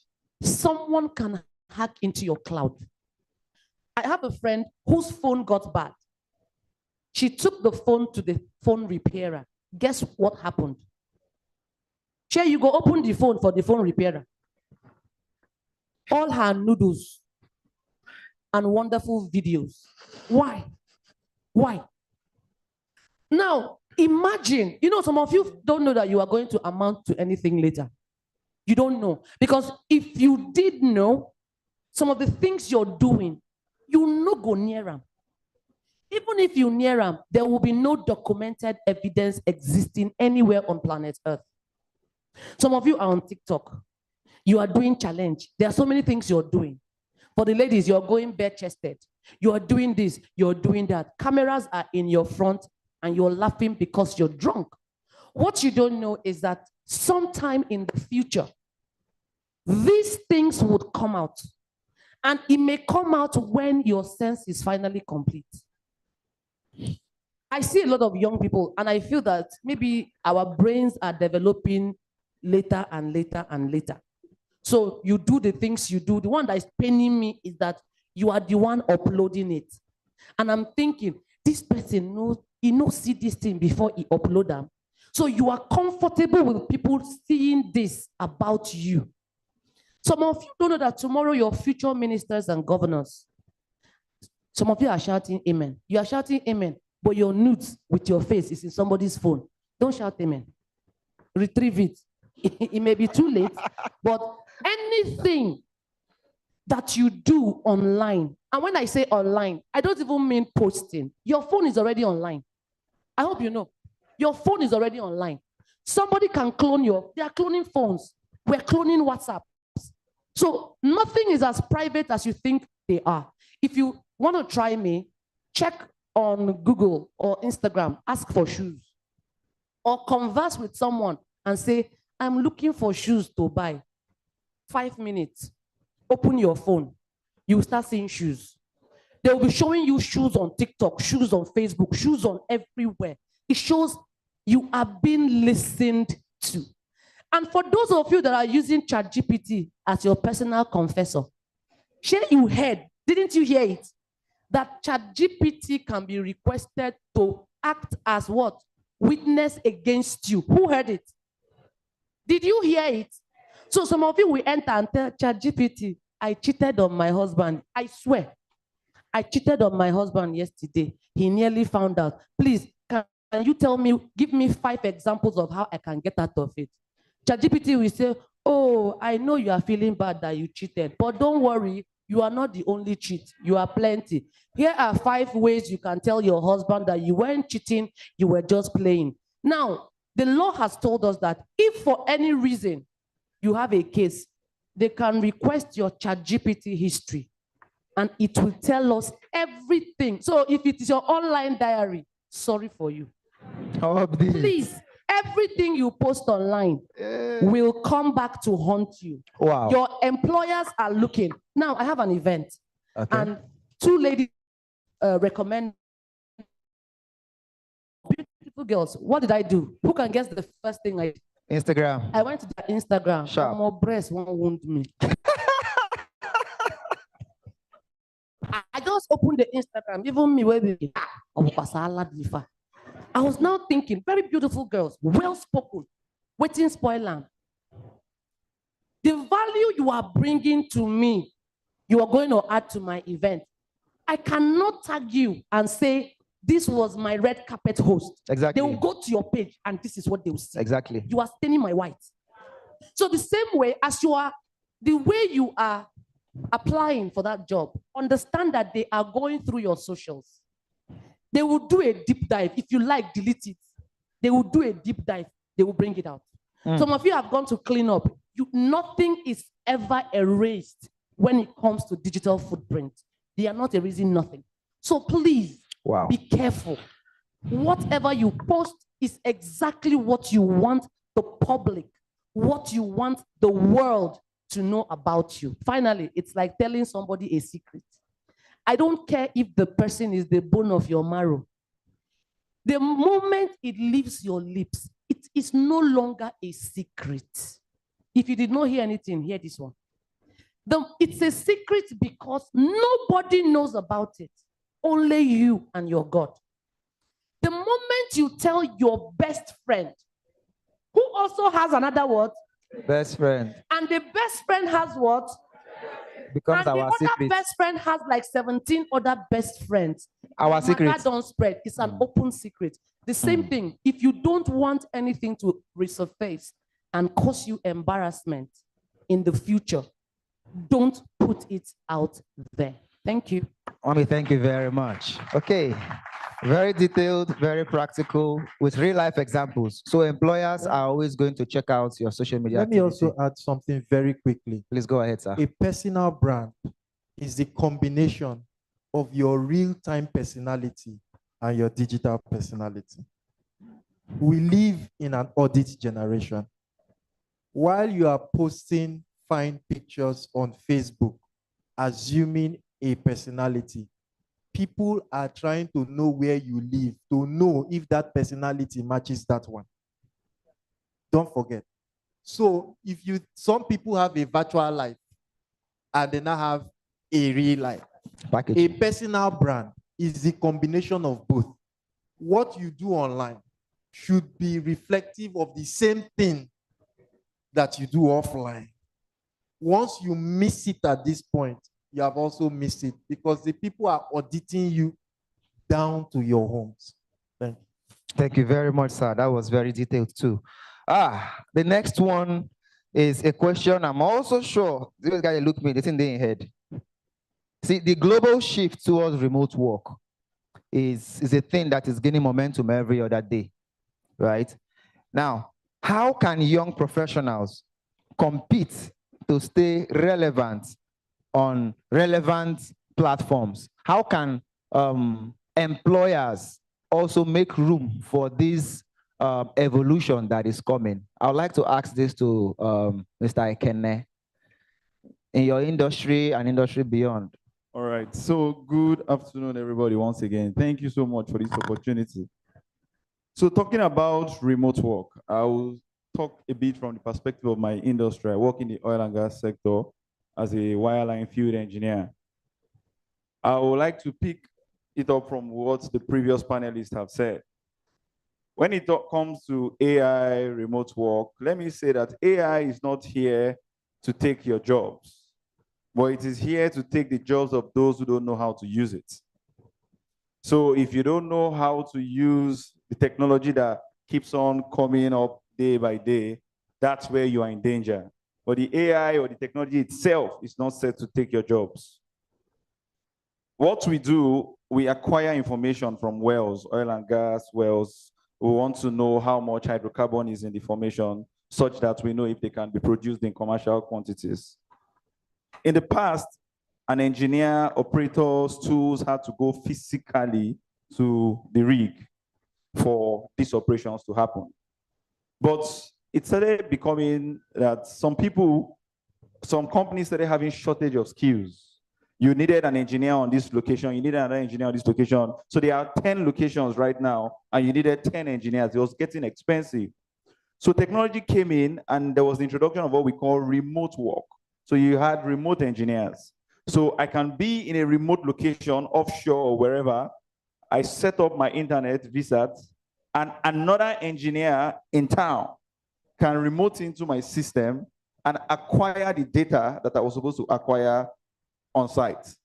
So if you had engineers that were not so skilled, they could just set up the whole internet stuff, and then an engineer can even be running multiple jobs at the same time. He's connected to the one here, the one there, the one there, and so that's remote work. So you see, that engineer may have started as a field engineer, but he's now a remote field engineer. But what happens? The company can run 3-4 jobs at the same time, because one engineer can just log into several platforms at the same time. So why am I saying this? Remote work is here to stay, but you are the one that needs to upskill. You need to know where, for example, those of you that maybe you can write content writing, script writing, there's Fiverr, there's Upwork. You need to know where these jobs are. And then you need to position yourself in these particular platforms so that you can stand a better chance to be seen by potential employers. So that's the much I would say on this. All right. Do we have something to add to that? Thank you very much for that, Mr. Ekene. Now, we're talking of Fiverr, we're talking of Upwork and the likes. Some persons are also here, and they're asking themselves, what top skills can I acquire? I set base before we started, best analysis, right? And you've been hearing the same things over again: environment, relationships, society. Now, technology, people always limit it to ChatGPT, like you said. I wonder how we got to that point where technology is all about those sophisticated tech. If you're here and you're applying for a personal assistant role and you cannot drive, you are technically handicapped, as basic as driving is. If KO employs you, on a two go the trek together, don't you get it? The world has moved beyond it. A horse you right. So what top 3 skills, if you were to bring it down to 3, that should be a no-brainer for everyone here, if you were to recommend, so that you can challenge this artificial intelligence? What top 3 skills can you recommend for aspiring professionals and already established professionals who wants to scale and go higher? KO Baba, I'd like to leave this on your desk. I got my mic. Hold your mic. Okay. First of all, this was not the topic they brought us to this panel to discuss. People just came and suffer us. I don't know whether we don't read another book now. Now, when they ask us how that question. Sorry, no vex. So when I sat here, I was asking her the same thing. And I just carry us come to suffer us. But they are more intelligent than me, so you take it slow for me. So you repeat the question first. Okay. which top 3 skills you go suggest? Make everybody learn, hold hand, so that they don't get overwhelmed when they see job postings or when they need to defend their projects, their ideas, pitch to investors, pitch to partners. There are vitals that every business person should, be familiar with. In those no-brainer skill sets. Okay. In every field, when you get into every field, there's what we call major and minor. Yes. Yeah. Yes. For those of us in my industry, your communication skill is your major. Your communication skills is your major. And then your social skill is also very, very important. Your communication is how you talk to people, your ability to talk, people will understand you. In my field, and I believe it's not just my field.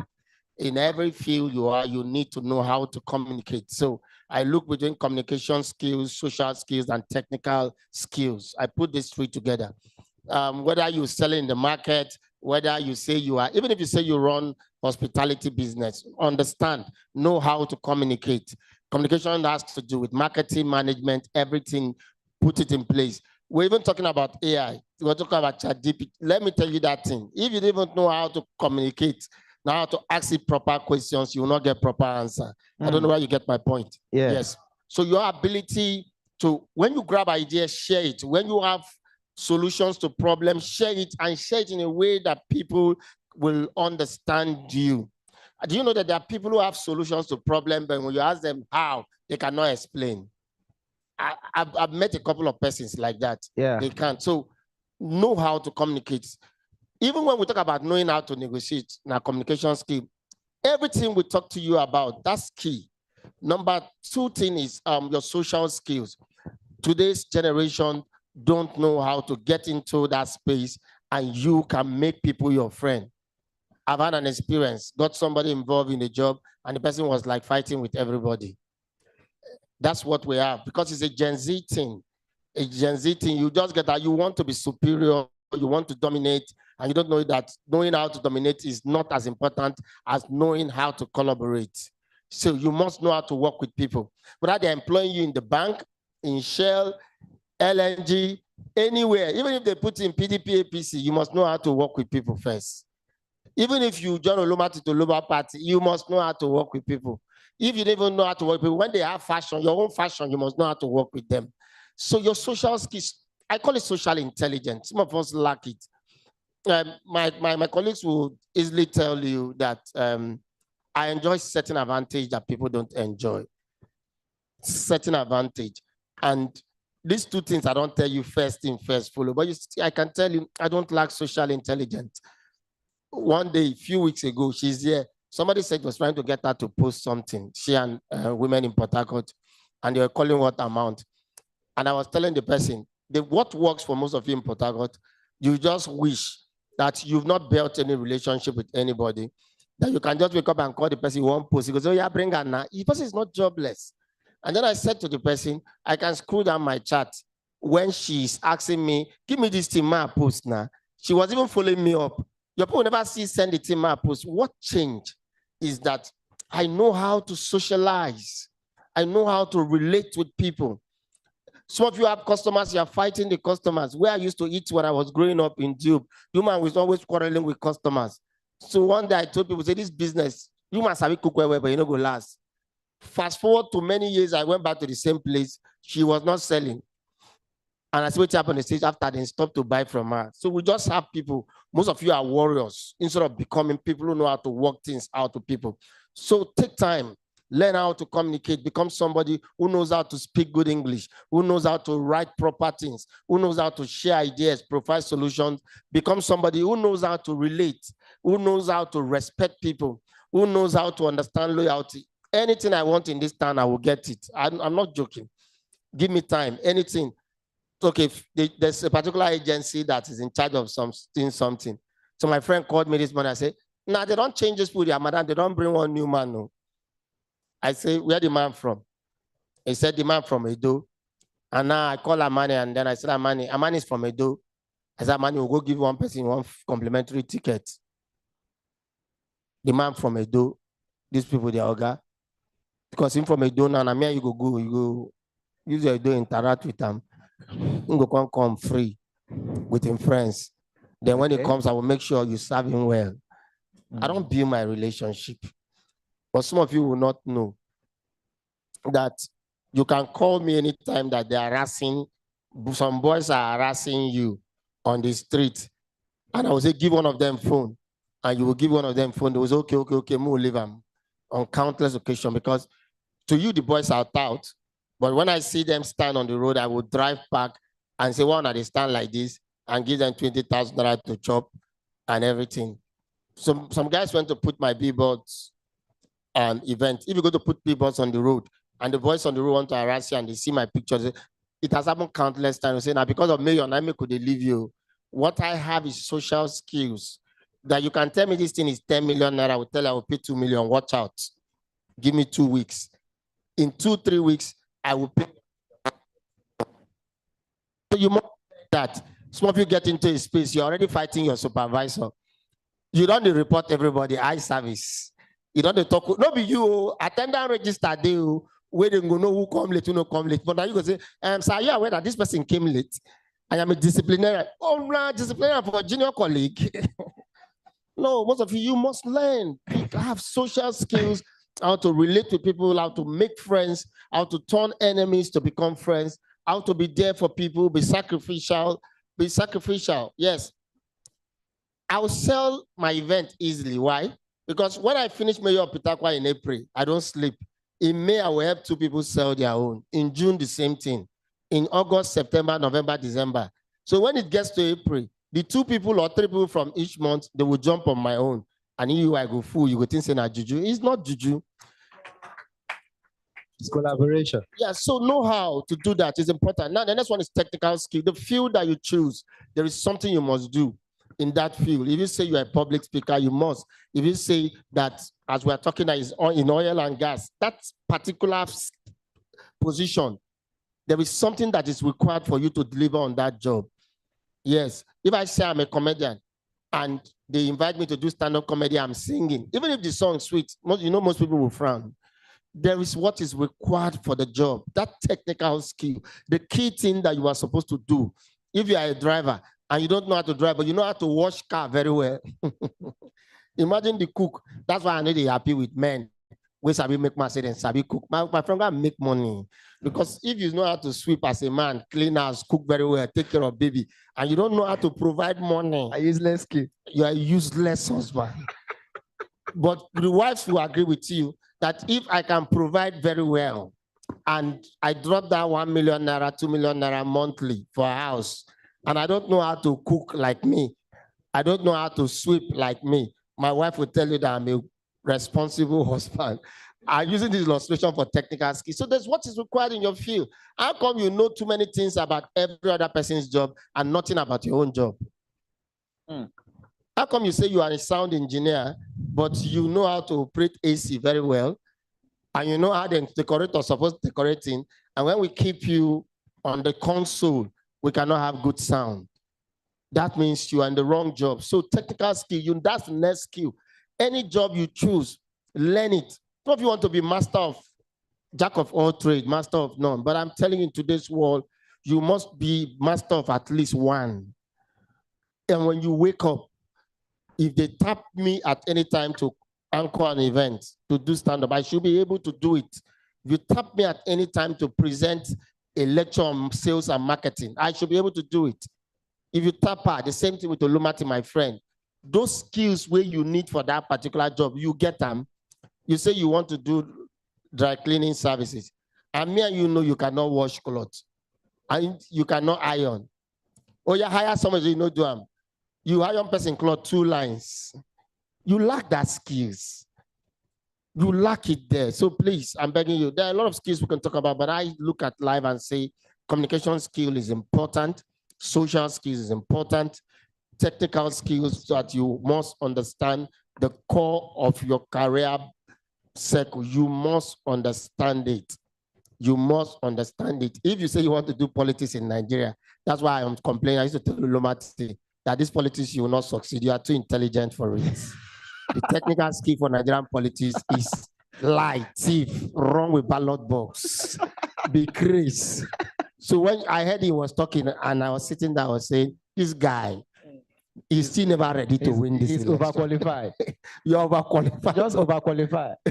But let's be honest, honestly, if our system was good, you know that these politicians, they lack these skills where they talk about. Yeah. So why am I setting this instance? There are also places you are now, and they are not paying attention to you because now your sister get the place. I work in a shipping firm. The woman brought the brother to be general manager. And I know say the place go fall. He fall. The company not just fall, he enter ground. Yes, he entered ground because he started from doing a lot of stupid things. He didn't even know. Me, who was a documentation officer, I can know how to prepare document. We won't prepare document. The guy don't even know which one be this document, which one be that document, and that one. And you give him in position. So when people try to manipulate, he still doesn't understand as well. So know the core about your job. Be very good. Be irresistible. I told you I was working in a shipping firm. The general manager sacked me out of nothing. And they called him from the head office. They said, then they used to call me Little Prince. They said, if Little doesn't come back to this office, you will lose your job in the next 3 days. And he was begging me to return. Guess what? When I was returning, I knew certain things they don't know. I knew how to prepare documents, and I had relationship with custom people inside. So sometimes they will say they will not receive our document, but the likability I have, the custom people will receive it and say, tell your Ghana, because of you, make we collect this paper. I knew how to operate radio. On one particular day, I didn't go to work for like a period of time. And they were struggling to call a ship that was in the IC. And I got into the office, I saw them in the radio room struggling, and I excused them. Why don't you say this? I said, no, because I took permission actually, and I now asked them to excuse me. They excused me. Listen, they were trying for like 4 days. I set the radio, I went on squash. Squash now, the radio could make one kind of noise, but somebody is far, you can get your communication. And I picked the radio and I called the ship and I said, Pilot Juliet, Amsterdam base, Pilot Juliet. The man replied, yeah, we're trying to reach you. It was just in one attempt. The difference between me and them is that I had knowledge they didn't have. Because the more you know, the more you do. The more you do, the more you get. So get so much knowledge. Be skilled in your field. If you say you want to do event management, go learn and wear. Stop giving us half. You say you want to learn how to cook, go and learn how to cook. Stop telling us sorry. Next time, my colleagues, they do comedy shows and you come out and it's any and anyhow. And when you talk, boss, next time, I say next time it will still be like this. Because nothing has changed. You've not learned anything. But those of us who even they do and well, we go back, we do AAR, after action review, and write things on paper and go back to it. Please have good communication skills, good social skills, and have technical skills. God bless you. Thank you very much. Thank you very much. I hope you guys are scribbling your questions down. All right, we can start taking those questions after one more question. I would like Engineer Ekene to take for us. You see, with the mindset shift of young professionals, what should they adopt in this modern artificial intelligence era? Right? So I'll take a question again. What mindset shifts should young professionals adopt to thrive in their career landscapes that will work going forward, irrespective of the artificial intelligence? All right. So one mindset shift I think young people should adopt. Number one, young people should shift from being job seekers, money seekers, to becoming problem solvers. Young people need to have the attitude that I'm in this to solve a problem. Most times, when you ask a young person, why are you looking for a job, for example, you say, I define money. You say, I need to chop. It's not bad in itself, but that's not the mindset that an employer or whoever wants to engage you is looking for. People are looking for who can solve problems for them, and naturally, money will flow in the direction of the problem solver. So I wish and desire that young people pick a problem, just like everybody has said, everybody has said on the panel, you must be solving at least one problem. So what problems are you solving? Number two is critical thinking. Critical thinking.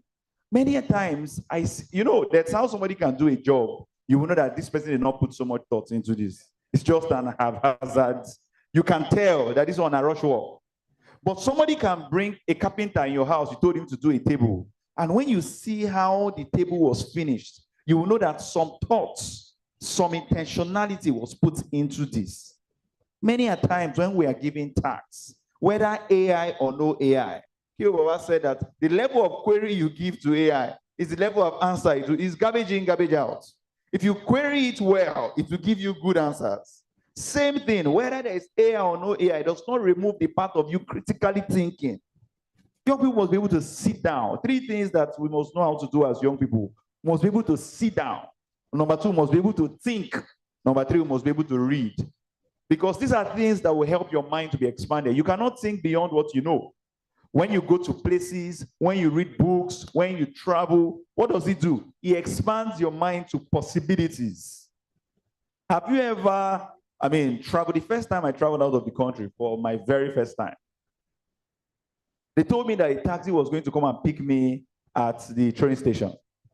When the taxi came, it was an SUV, big black Jeep, very fine. I had never, all my mind, I grew up in Lagos. My mindset of taxi back then was the yellow head that had the black stripe. They are usually battered. And then I saw this fine-looking SUV coming to pick me, and they say it's taxi. You know what that did to me? It stretched my mind. I say, wow. So when you are thinking excellence. You are thinking how to solve the problem exceptionally. So we must be able to think critically, and we must be able to be intentional about whatever result. Any task, one thing I always say to myself, any task you are given, try to give in your best. You don't know who is watching. You don't know who is watching. You've been asked to submit a slide by your boss, do it very well. You've been told to do something, do it very well. Even if you have been asked to sweep a room, sweep it so much that even all the angels in heaven will say that there came a sweeper who swept this room and the person swept it well. Thank you. Thank you very much. Okay, we can start getting those questions in now. We'll just take about 3 or 5 of them. Yes, please go ahead.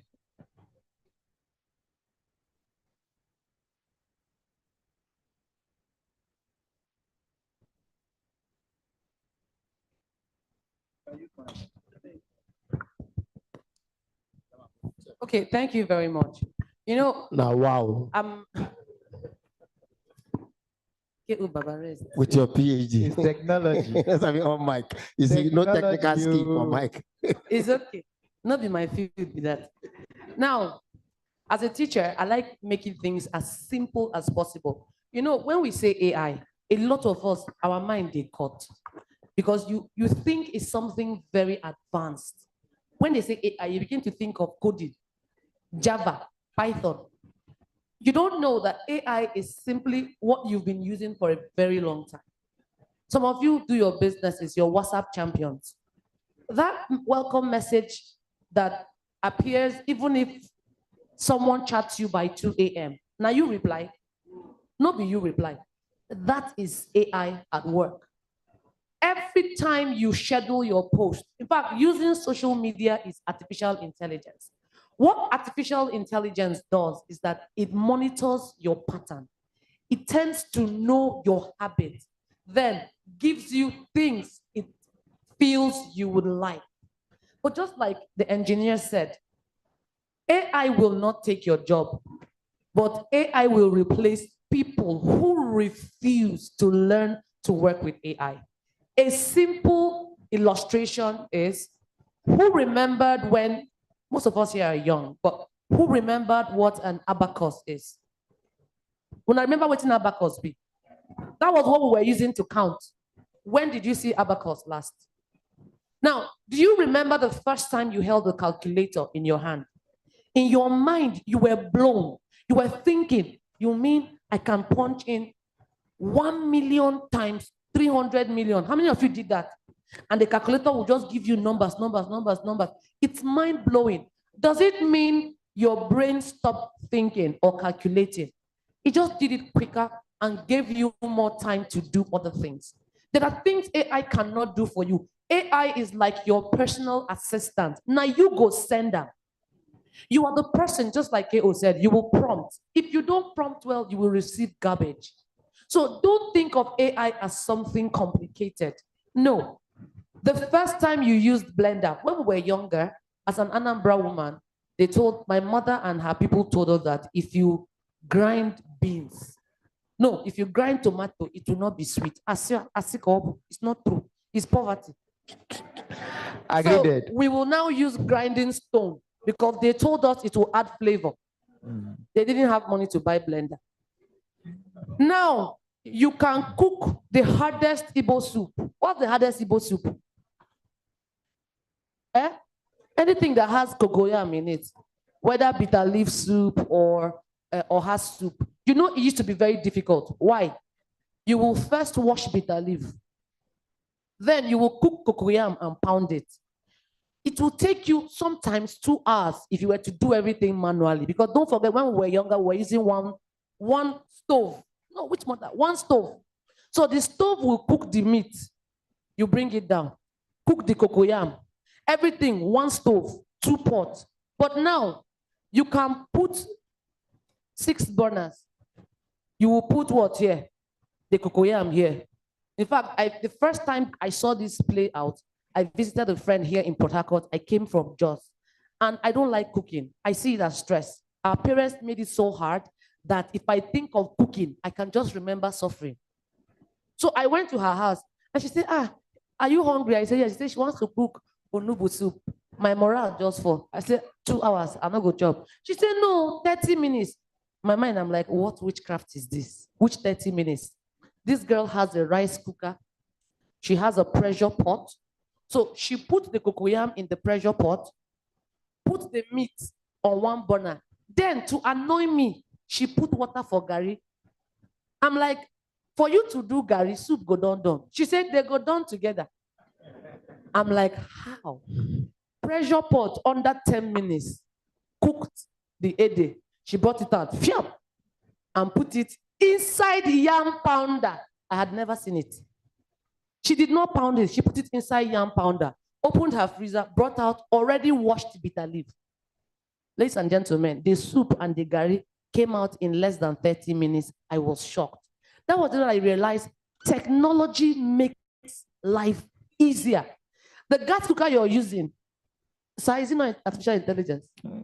To blow firewood better pass. They are smart. Yes, we have ones that, the one I bought now, if you're roasting, whatever it is you want to do, it will modify the heat. If you like travel or sleep off, it will off by itself. If it gets to where it's going, it don't assume, say this thing done. You go use the hand off.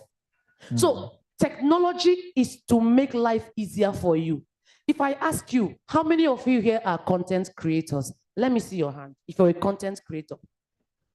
Oh, I'm happy people are not plenty that are claiming to be content creators. I'm saying this because content is a lot. We've had brands reach out. They are looking for social media managers, content creators.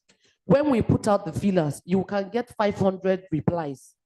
When you now start filtering, you will see somebody that will have audacity to say, I'm a content creator, but I don't know how to edit.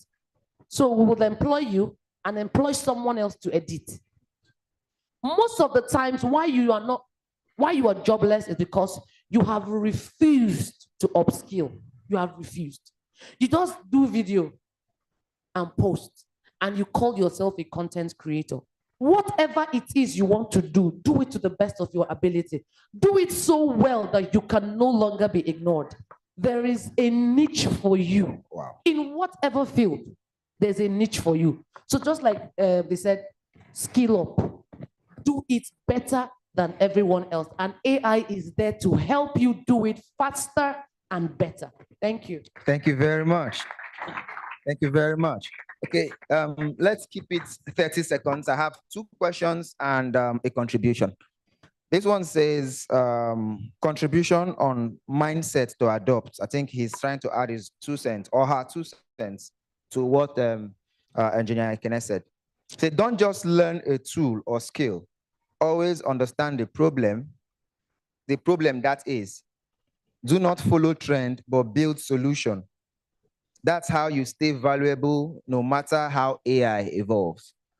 There's no name here, but I fully agree with you. Thank you very much. Then the next one is a question. This says, good day, esteemed speakers. Thank you for the opportunity. I have a couple of things I do. For some, I am still learning. Is it wrong to get into a number of things? I also struggle with the act of developing on them. That's why I'm asking. Honorable Olomati, can you try this for us? Or can you do justice to this for us? What's he saying? Hello. Well, I hope I don't answer that question from a point of bias. So people describe me as a polymath. I do quite a lot of things. And that is because I learn quickly. If I stay with him in 1 week, you'll be shocked how much I'll learn. In fact, my problem is like this. If I stay with him in 1 week, I begin to buy books that has to do with what he's doing. I begin to read up everything such that we can work. So I just like knowledge.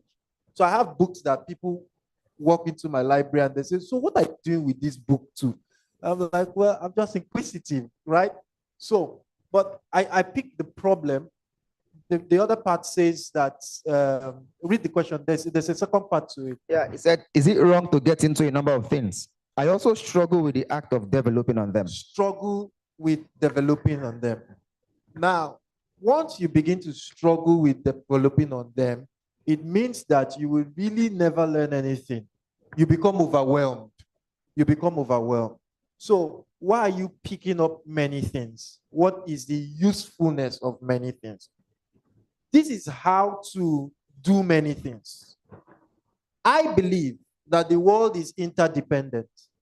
The world is not independent. I believe that people who are valuable today at whatever job must not just know the core of the job, but you must know other things associated with the job. Follow me. It means that if you are a comedian, like K.O. Baba is, don't just know comedy because you will host events. It means that you should be able to stand in the middle of the hall and visualize the interior.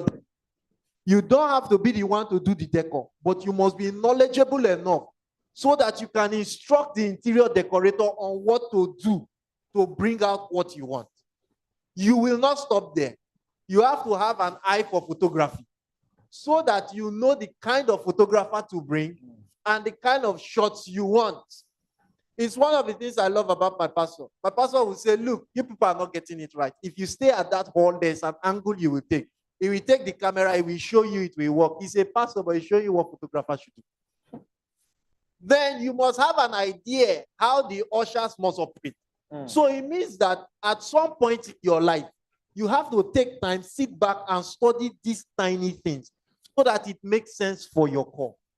That is the best way to do what you do. I am in management consulting.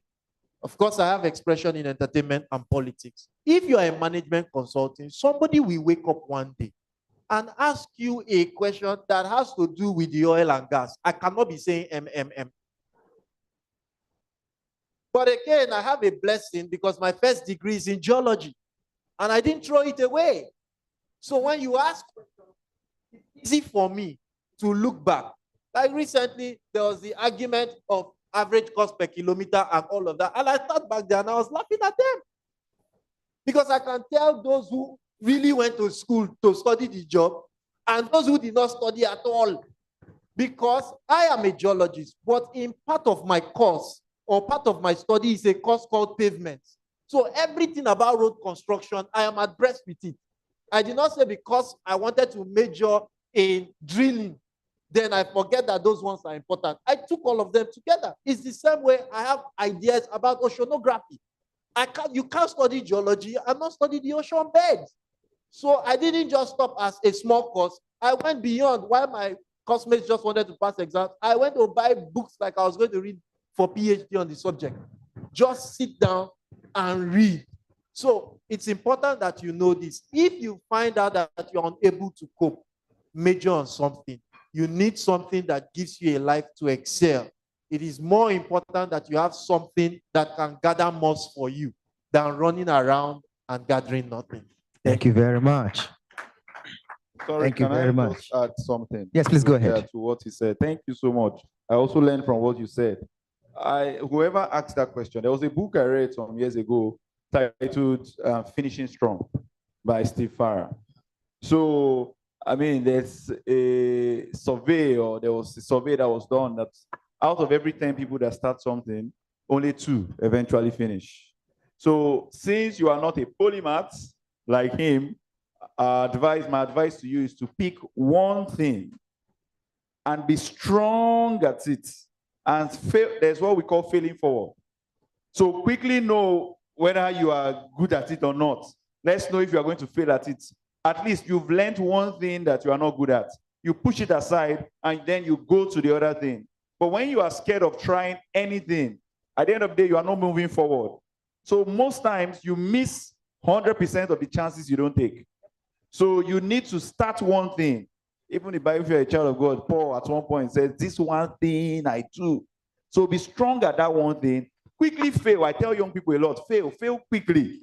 That's what we call failing forward. You fail, you learn the lessons, you push this one aside, you go to the next thing. Then when you're able to succeed in one thing, you can now use the same success strategy and apply it to the other things. Thank you very much. Okay. Maybe I should add this one thing. A part of how I live is drawn from the Bible. And there's a particular scripture that says, a lazy man does not roast his game. I put it in as a very strong word so that you can think. And it's interesting. What that simply means that a lazy man is not a hardworking man. Let me explain it. When it talks about game, it's talking about a hunter. It means that a lazy man is the man who goes to the bush, suffers in the bush, toils in the bush, then finally catches the animal, gets home, but does not cook it. Once you are unable to finish anything you start, you are a lazy man. That's how the Bible says it. So if you are picking something to study and you can't even finish it, you are a lazy man. It's a strong point, but that strong point has also kept me that every time I am doing something, I remind myself, I am not a lazy man, so I have to finish it. Okay. So breaking a task in 2 is laziness. I like that one. New knowledge. So I go to start tomorrow now as laziness speaking. The next question, anything to add? All right, the next question says, I have a question and it says, we know saying a question. I've been hearing a lot about collaboration, but I found out something about the school environment, or I don't know if it's where I find myself. Everyone hides their ideas.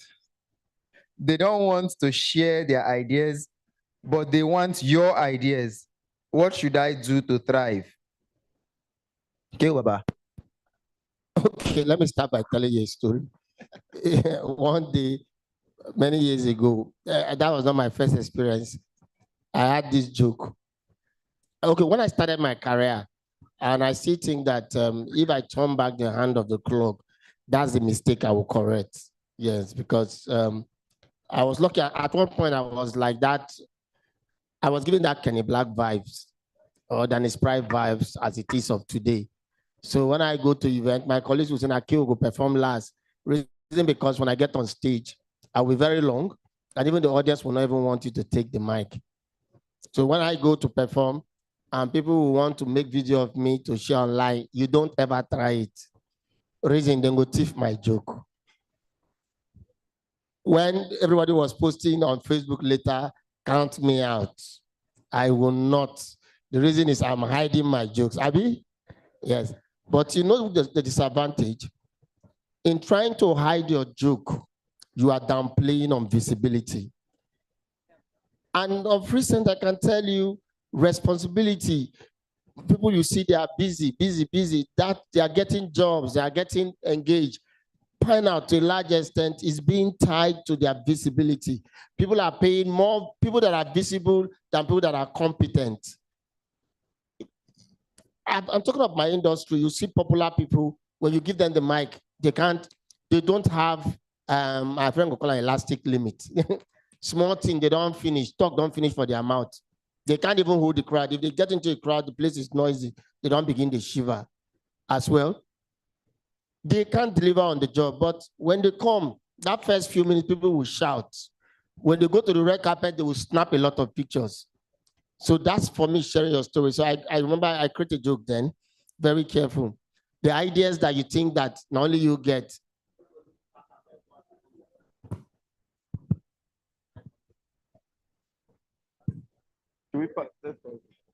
I'm not Veronica's daughter, you can't off.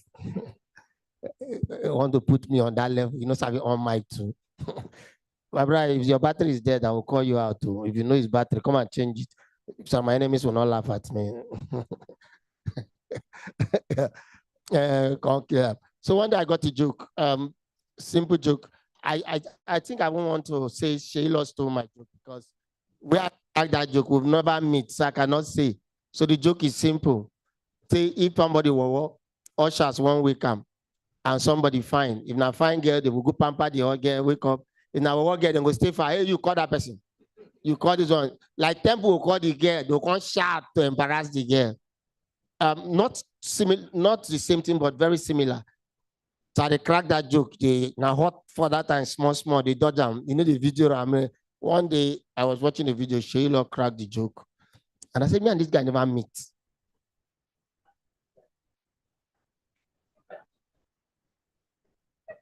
Okay, we'll take another one.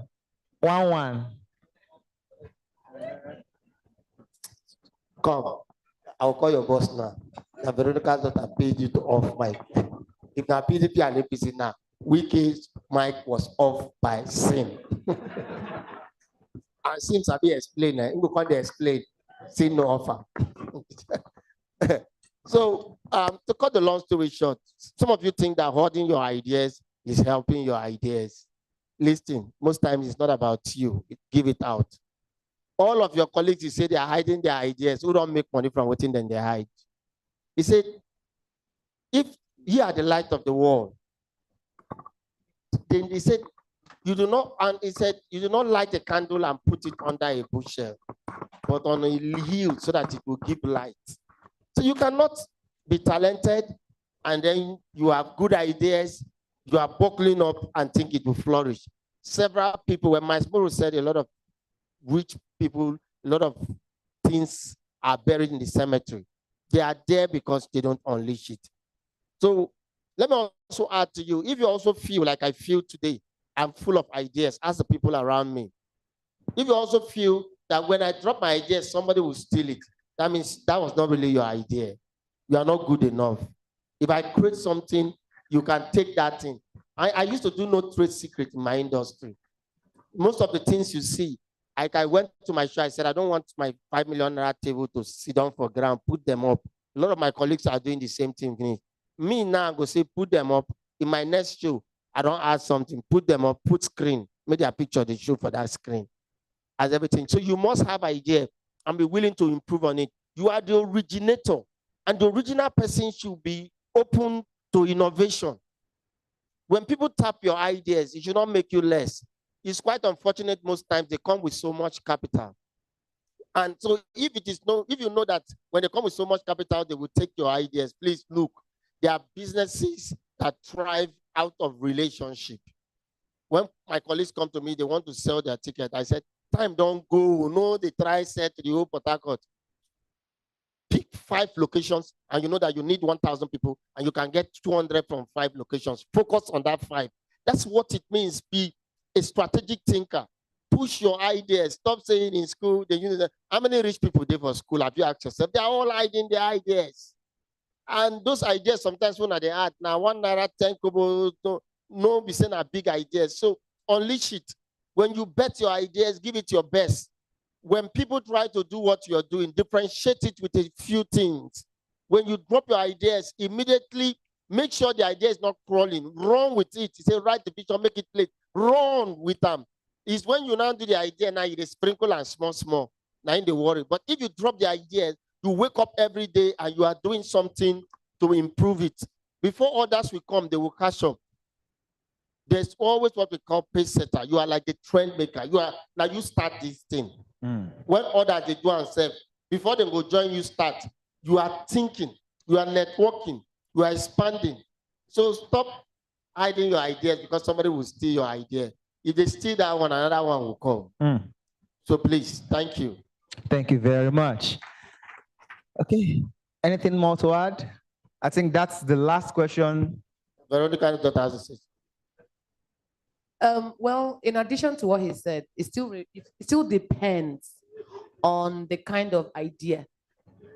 There are some ideas that are not worth hiding, especially if they are ideas you need to execute. You know, there are some ideas that first grow as a seed. Then you have to work on them in silence. You have to work on them in the inner room before you bring it out. There are some that are very time sensitive. There are some ideas you can come up with in your head. You've mentioned it once or twice, but 6 months don't pass, 1 year don't pass. You didn't do it. Then maybe the year you mentioned it to felt she not really there interested in this thing again. And the person is hungrier than you are, and the person takes your vision and runs with it. You go the vex. Who are we to blame?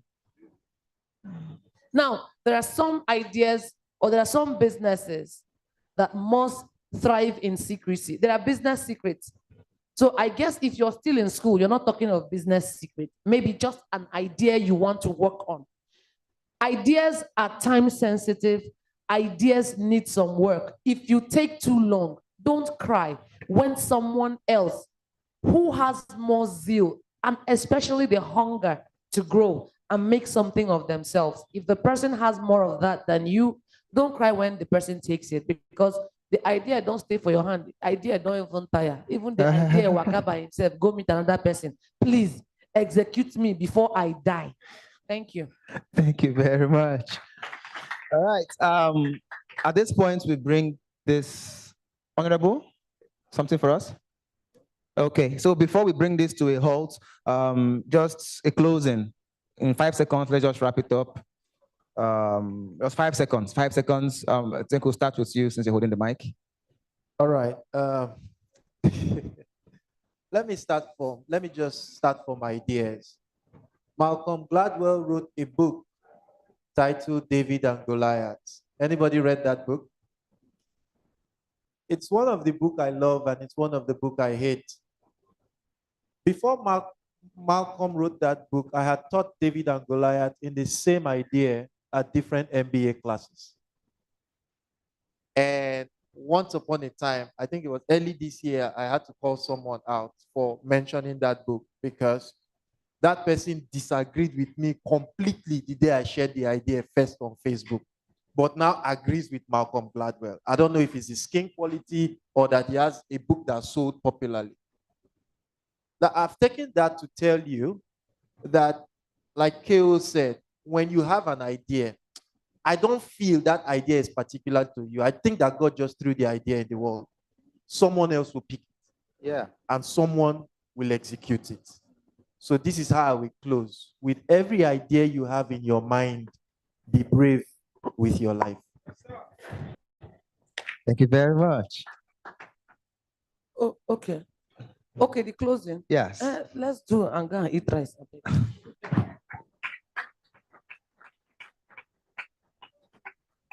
Rich people like food. Okay, everything we said, the emphasis is on career advancement. And you must be intentional, honestly speaking, yes. Small people don't care whether, some persons, they care whether they live in one room for 15 years. And about how many years ago, one of my neighbors was quarreling and was telling somebody, say, when you come this compound, I don't there for 13 years. And we, the young boys outside, were laughing and say, 13 years, one room. And you are proud of it. Yes, one room. And it happens a lot. Some persons, you can just earn the same amount and you just stay there. Some persons, your skill set no will ever improve. If you only know how to use a particular features or waiting. We're talking about AI now. Some of you, even this chat, GPT with the talk and all those other ones that you can bring on your table and make your work improve. You don't know them, you're not consigned. Honestly, if you must advance in your career, you must be intentional. Set goals. Tell yourself, 3 years from now, I will be earning 5 million naira a month. And where then go you pay this amount? You define them and said, I will get to this place. This is where I will work in 5 years' time.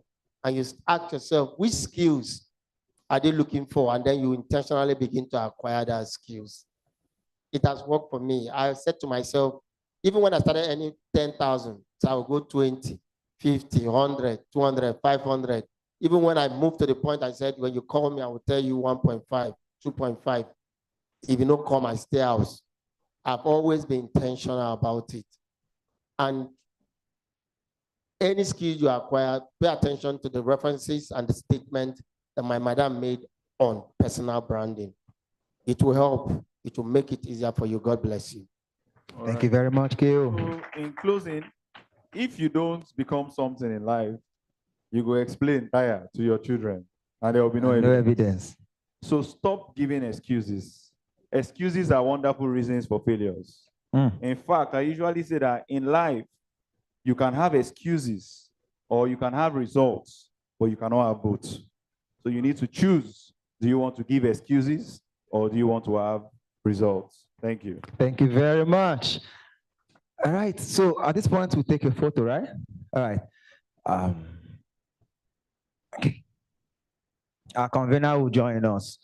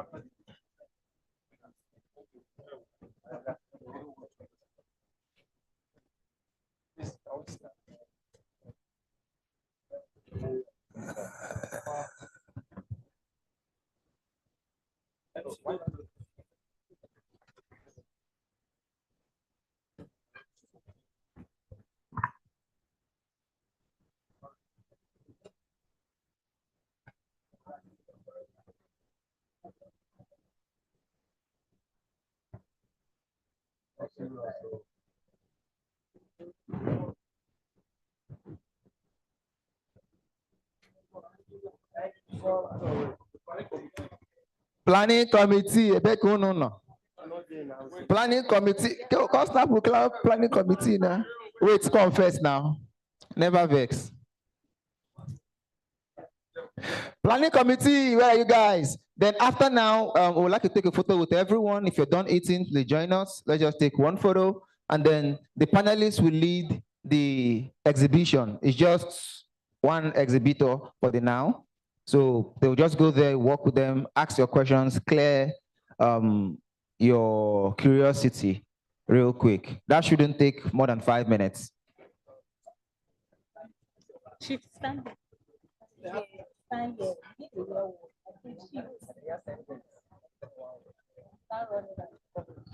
Are we complete? Who camera? Let's go, save time, save money. The pitch quest comes after now. Now we'll give on our food. No, you low voices, so you don't chop.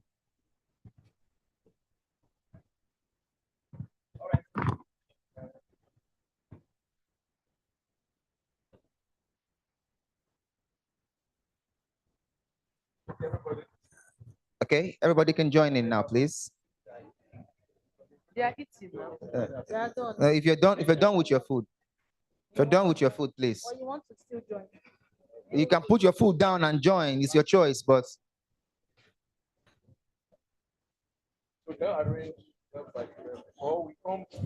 no, we can just medicine no follow. No, you don't have to sit. Just stand. Some persons can. I mean, this is a staircase now. Some can stand here. The tall persons behind, please. Tall people. Okay, not tall. Okay.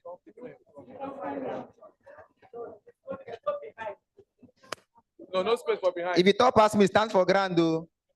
They can just. Okay, some person you can still come back, bro. You can still. Don't block that. No, it's fine.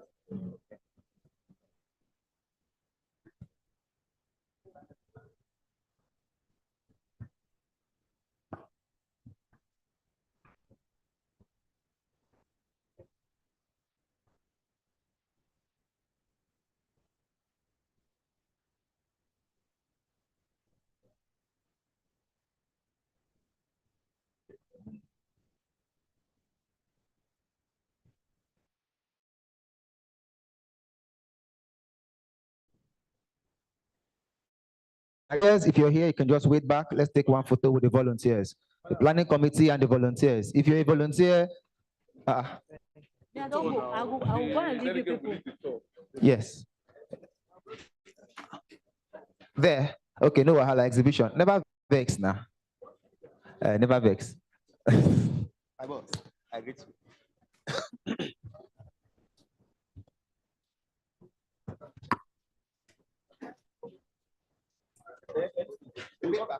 Questions. You come with my class. No, don't mind me.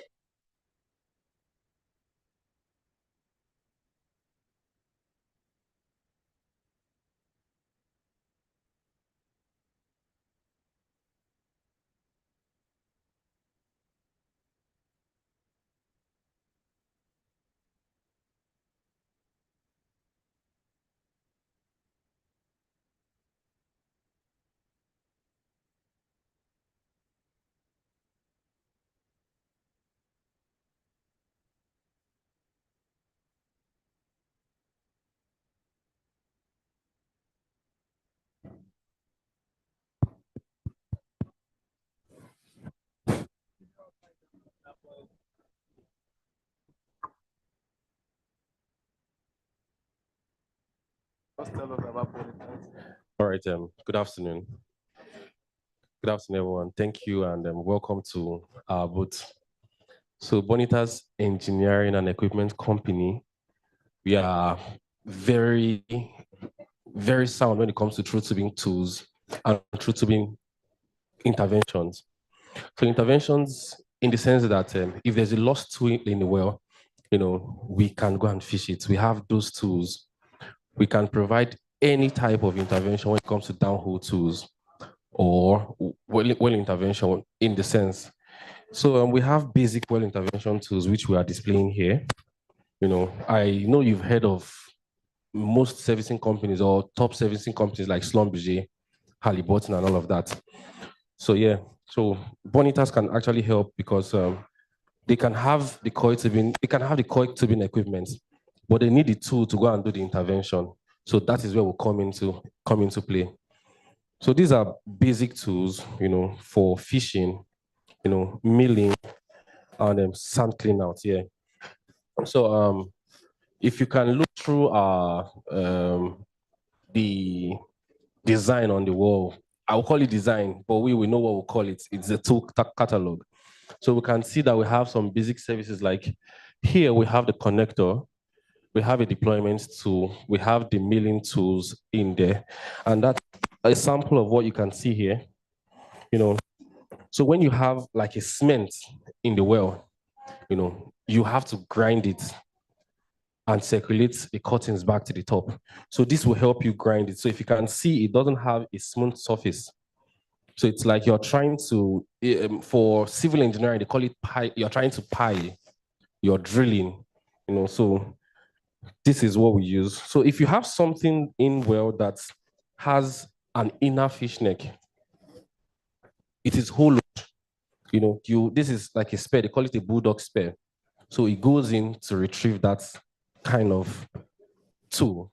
While if you have something that has this kind of fish neck that is outer, this is a special pulling tool.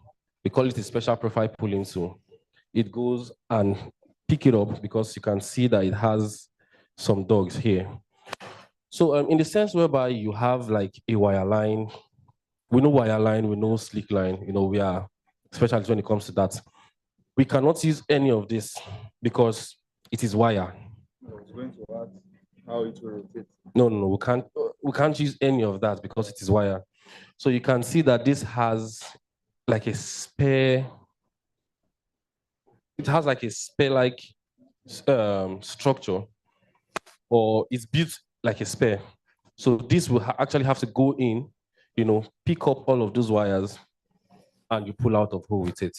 So with that, you see that you're dragging it with the wire, then you come up.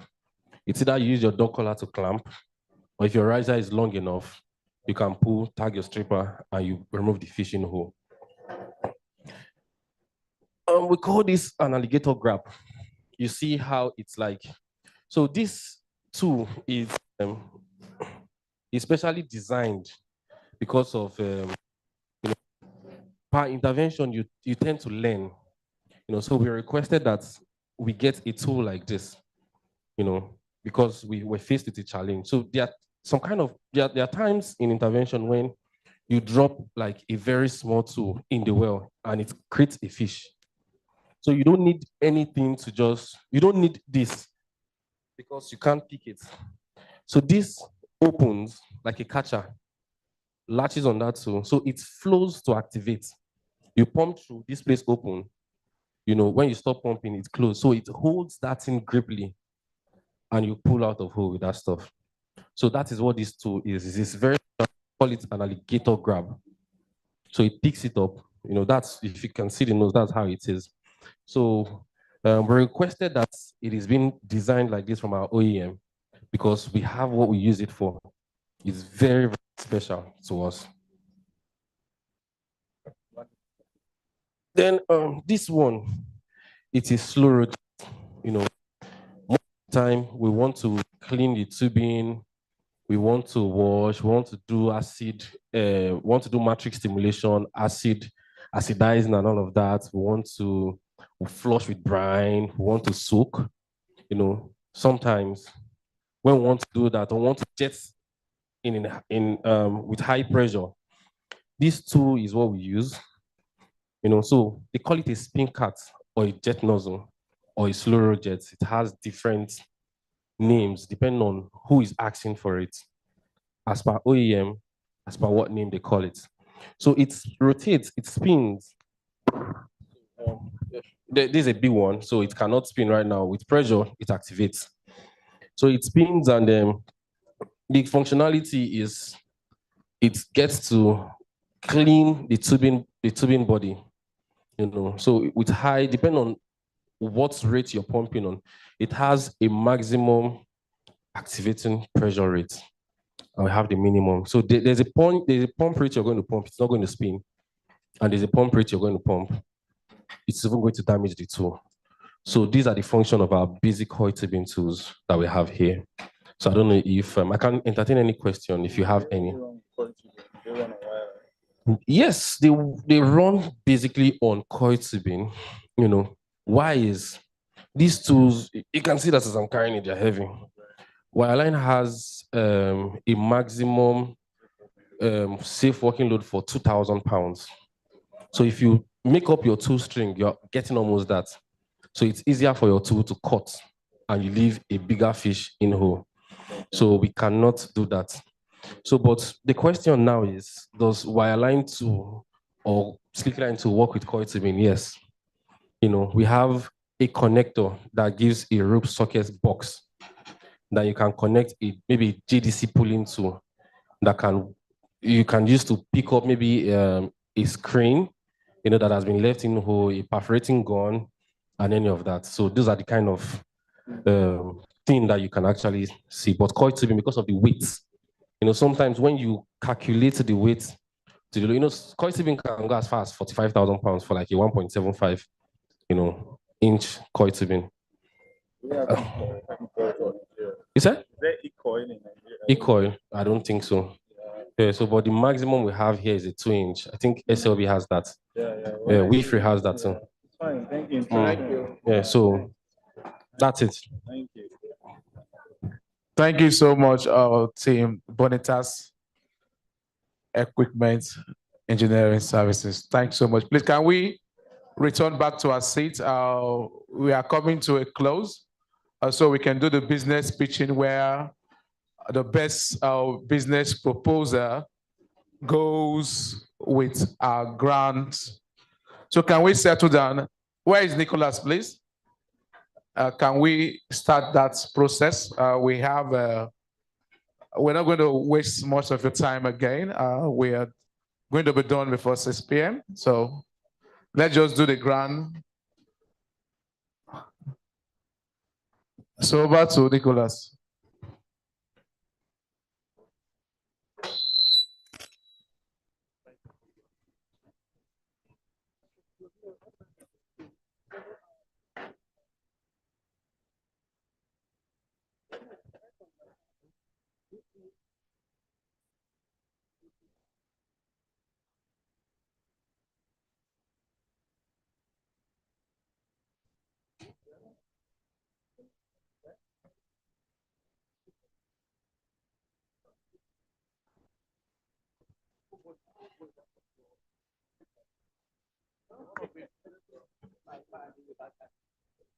The Kahoot games.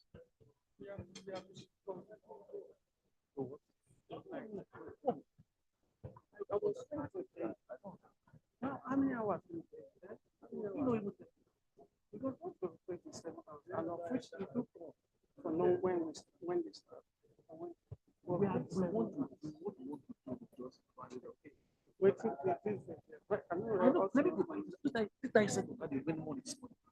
so tell him please, if you give us more 1 hour, there's nothing about that.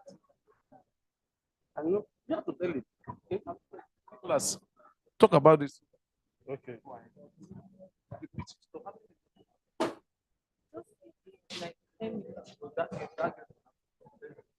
Okay, can you go ahead with the games? This is your for you. The what? Your own no trade. Judge. This guy submitted this court. Okay. Go with the games. Okay, so good evening, everyone. Yeah, it's nice to be here. Please, we have a short games for us, and we have prizes for that. So I don't know if you can come towards the booth or wherever you're seated. I just want you to take your phone, go to your browser, and type kahoot.it, and we'll call the pin for you. Kahoot.it. KAHOOT.IT.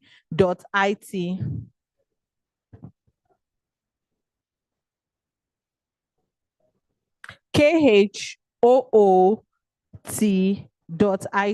Kahoot.it.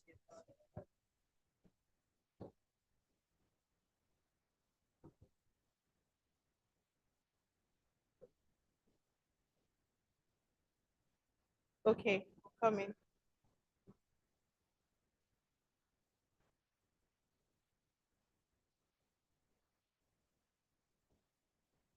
Sorry, on.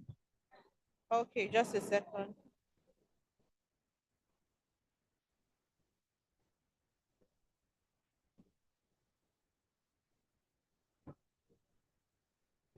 I'm just going to give us 1 minute to have that.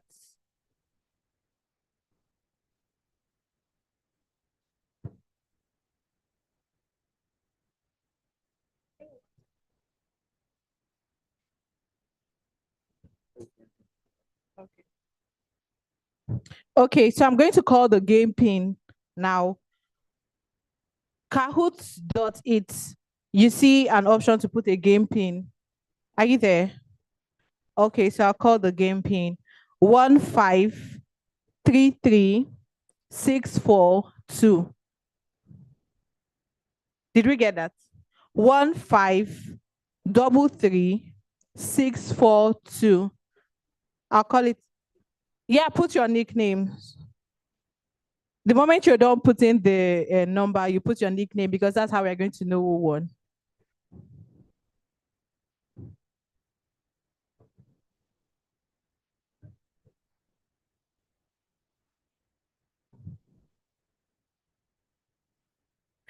Okay, so I think to make this more effective, can we go towards the booth? Because that's where you're going to see it on the screen. You're going to see your nickname on the screen so that it's going to be fair. We are seeing how people are winning. Thank you. 1533642. What's not working? So just before we start, Kahoot.it, KAHOOT.IT.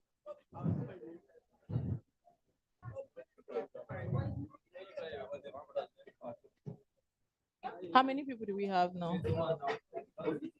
Okay, so we're going to start now. Okay, wait.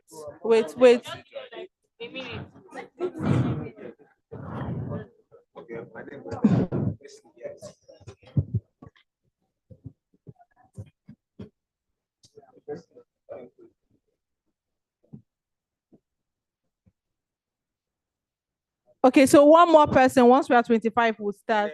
Person is there. Solo step. Huh? Okay. Sorry.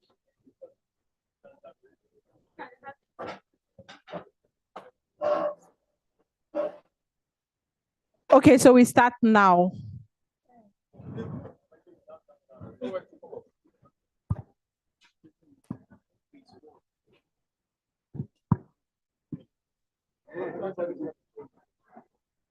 Just check your phone. You see the question on your phone.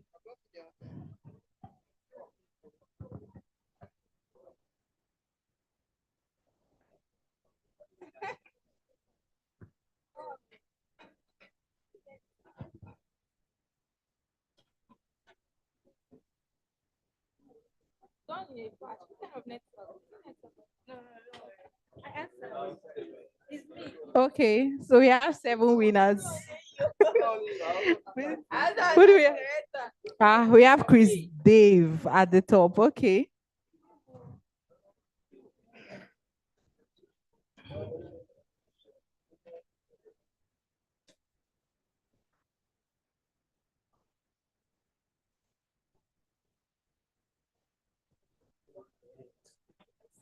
Yes, these are who wants to be a millionaire.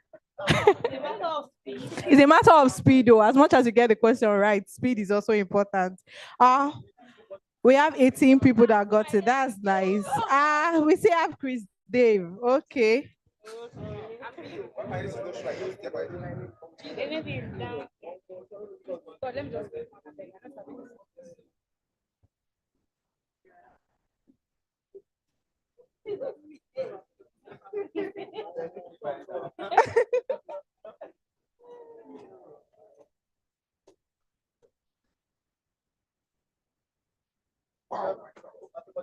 Oh, we have 6 people that got that.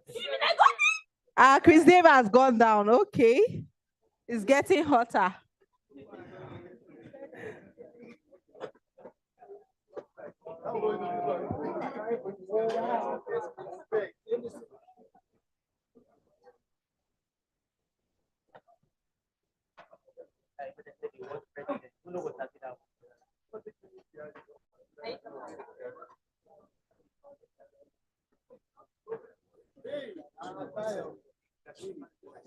Okay.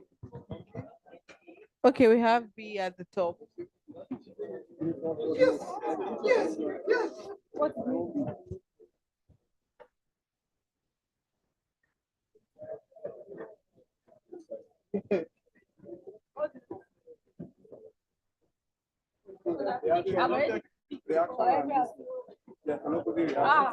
Okay, we have 17 people. B.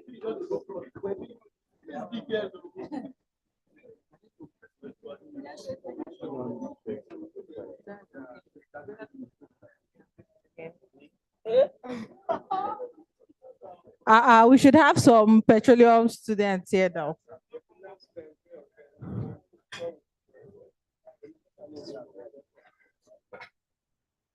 Okay, yeah, we have 20 people. B is still number 1. Okay, oh.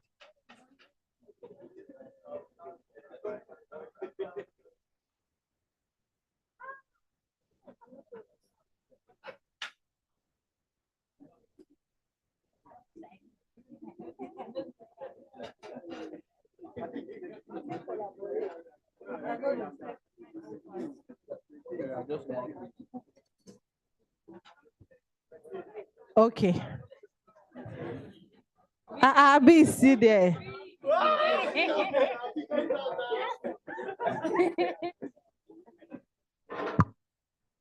They need you to take.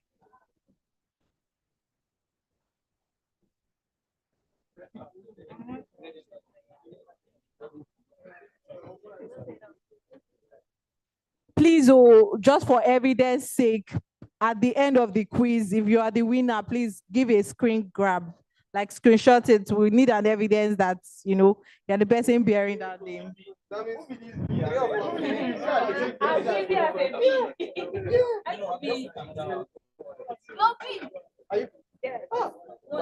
Everybody will get this one down. Nobody should fail this one. Nobody should fail this one. I missed this one.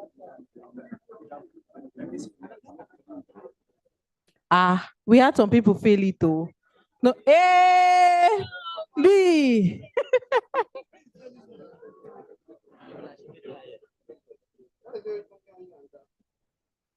Oh.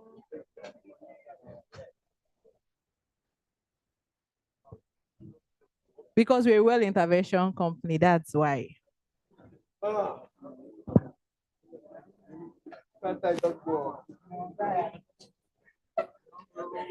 And that is it. We're about to see our winner. At number 3, we have Alien Bites. Alien Bites. Okay. We have B. And lastly, Chris Dave. Please have your screenshot. We're going to take the second quiz quickly. So just have your screenshot. Please screenshot it. Yes, top 3. Please just screenshot. Okay, so still go back to Kahoot.it. We're going to call the next code quickly again. We'll do that. How do we go to the next game? Just go back to Kahoot.it. Okay. If there's time, we'll do the last quiz. So please, the 3 winners should just come for their gifts.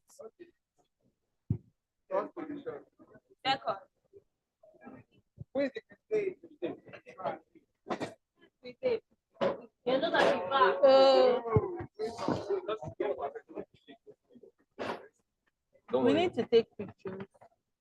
This was Tuesday. He's going to take pictures.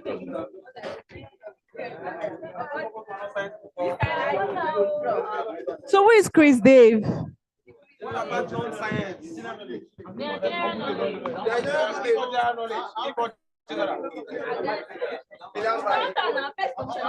Okay, please let's just do this quickly. Guys. Hello. Okay. Let's finish now. Let's finish here. She said if there's still time, we'll take the second quiz. Just the 3 winners can be there. Please, the 3 winners can be here. Everybody else. It was nice having you. You can try for the second one.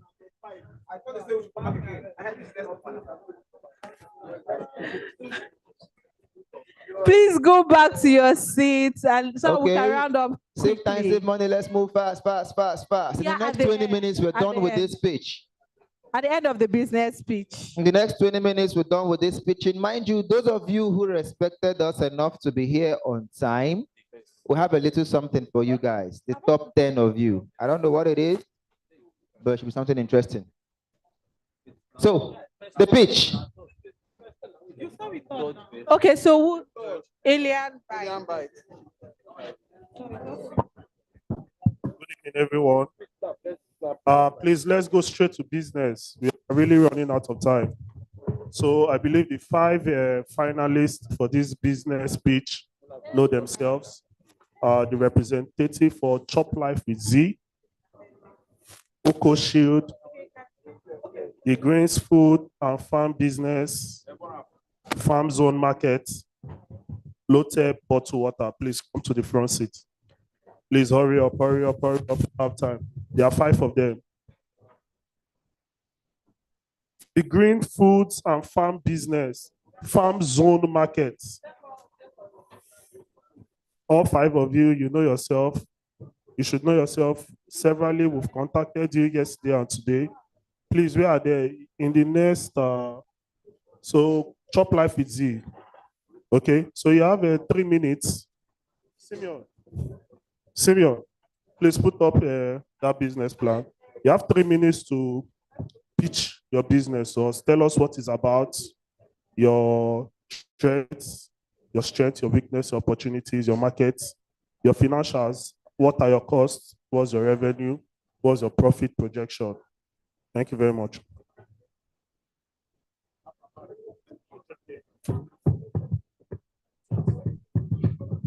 Good afternoon, everybody. Okay.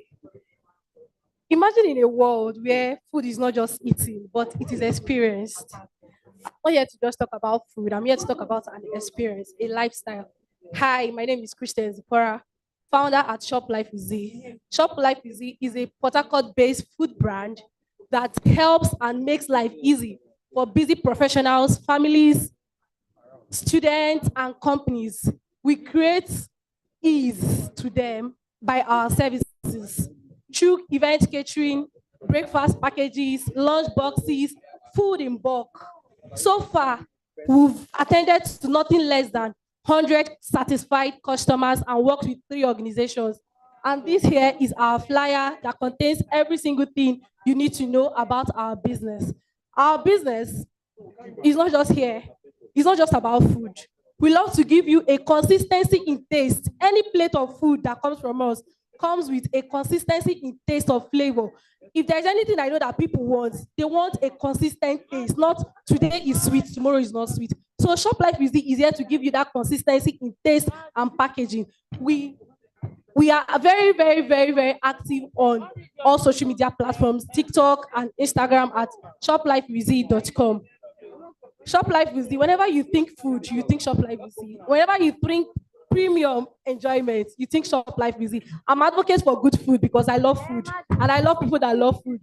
So if you love food and you love to live healthy, like I said, ShopLife with Z is a lifestyle, a healthy lifestyle. We are not just serving you food, we are serving you healthy lifestyle. And with this grant, we'll be able to market our business very well in Port Harcourt and also get more kitchen equipment to set up too. And also, we are looking at hitting 3 million naira by next year because we've started, and my business have actually won me a grant earlier. And this is the second time I'm projecting my business outside because I promise to give my business the global name that it deserves. Thank you.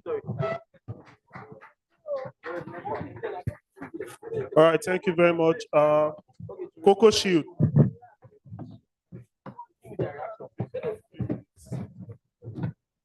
Okay, good evening, ladies and gentlemen. My name is Rosalind Chatter, the producer of Coco Shield.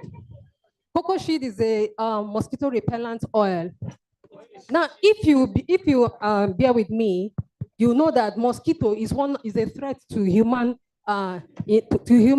especially in some states in Nigeria that are more that has more of mosquitoes. And you know the effect of mosquitoes on our body. It causes malaria or fever and all. And because of that, many people use chemical-based insecticide to kill mosquitoes. Do you know that not all those mosquitoes really die? That is how Coco Shield mosquito repellent oil came into being. This mosquito repellent oil is made out of a natural product. The best product is coconut oil and other botanical herbs. They are very, very effective. They are natural.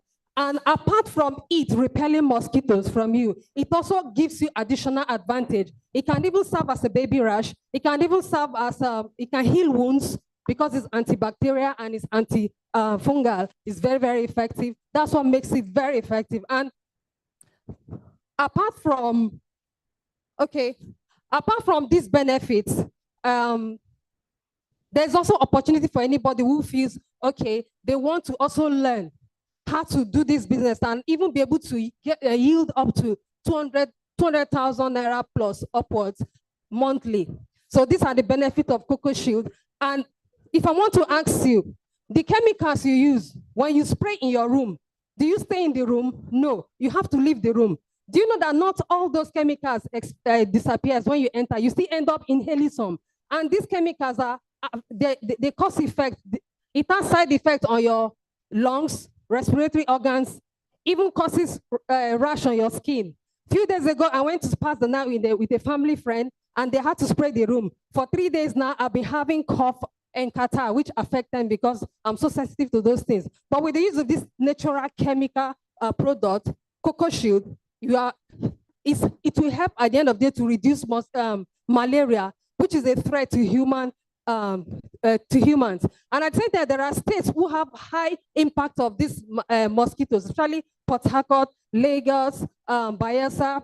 Like in Bayelsa, even in the daytime, you see mosquitoes all over you. So for how long are we going to continue using these harmful chemicals? So that is how Coco Shield came into being. And I know at the end of the day, it's going to be of great benefit to all right, financially and your physical health. Thank you very much. Thank you very much, Coco Shield.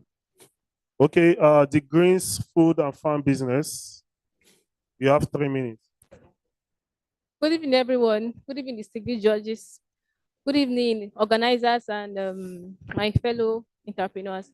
My name is Esther Oluchiobuna. I'm a recent graduate from the University of Port Harcourt. I am a founder of the Green Foods and Farms, where we grow organic green leaves and vegetables. To me, before I started from year 3. Yeah, farming is not just about whole and cutlass. There's a whole lot in farming, and we all know that we cannot, no matter what we are doing in our various industries, we cannot do without farming. And that is why I ventured into the most important one, which is vegetable farming. I grow organic green leaves and vegetables. And what makes us stand out from others is the fact that we don't use fertilizers to grow our leaves. I collaborated with farmers that are into catfish rearing, and other animal rearing. So I use their water to grow our leaves, and they are doing so well. I've made lots of profits from vegetable farming. So currently, my purpose of engaging in this grant today is the fact that we have a land now. We have a land, and we've run out of seeds. So the ones we planted we've already sold them off, and there's high demand of ugu leaves in the market today. Both my customers, we keep receiving orders, but there is no way we can serve our customer, because the land where we have is not enough. One, two, we have a land, it's not enough. That's one. But the main problem we have is the fact that we don't have fundings to buy seeds to grow this leaf. And also, it is also in high demand. This is dry season, and most times farmers, this is where the fact is, this is the time that they relent, they lose guard, like they bring down their hands, because this is dry season and there's no way they can continue the farming. So that's the reason why we are coming up again this time and this dry season, because it's really in high demand. So we need to feed people out there. We need to give people real food. We need to give people real organic food. So we are applying for this grant. So they're asking for support. We need the grant, we need the opportunity, so we can be able to get more seeds and other materials that will enhance us to grow our organic vegetables. Thank you. So, sorry, right, thank you very much. Okay. Okay, farm. Okay, please take the afternoon. Good day, everybody. Josiah Precious. My proposal is about farms to create. Very quick. How I started this business, to be very frank with everyone here, I went to buy Mishai, normal Mishai. I was there. The Mishai guy was like, "The eggs they're exhausted, they has finished." So he was like, I should wait behind, that he was going to buy egg. I had to wait for like 5-6 minutes. So I was like, something just triggered me, probably the Holy Spirit. Like, why can't you deliver these eggs to this guy? You know a farm already in Choba, just go to the farm, buy these eggs and bring for him. That was how I started solving this problem. And when I started this problem, it was a film trick. I had to resign from my work. I was being paid 80,000 naira. But seriously, I am making more than 90,000 naira now in a month. I just want to expand. That's what I'm here for. Actually, I make more than 80,000 a month. I want to get my own shop and I want to employ people. I want to be an employment of labor. These are just the skills. Generally, there is demand for eggs. Everybody eats eggs. Everybody eats eggs. But that is not my focus, actually. I want to start from eggs, buy from the farm, bring it to the customers at a very cheap price, an affordable price. No middleman anymore, passing through 3 different sources or suppliers anymore. You go straight from the farm, you come to my shop, buy these things, not only eggs, other fruits, looking at banana and cucumber, because Choba is already a big market. Choba has a lot of population. The Uniport area has population already. So if you give me this grant, what I will do is just to actually expand my business and employ people, become an employer of labor. I have different talks to talk, but I can't go into it. But most importantly, I need this business. I need the money to scale my business and employ people, to even add to the employment rates reduce the employment rates in the country too. Thank you very much. All right, thank you very, very much. The last Lotte bottle water.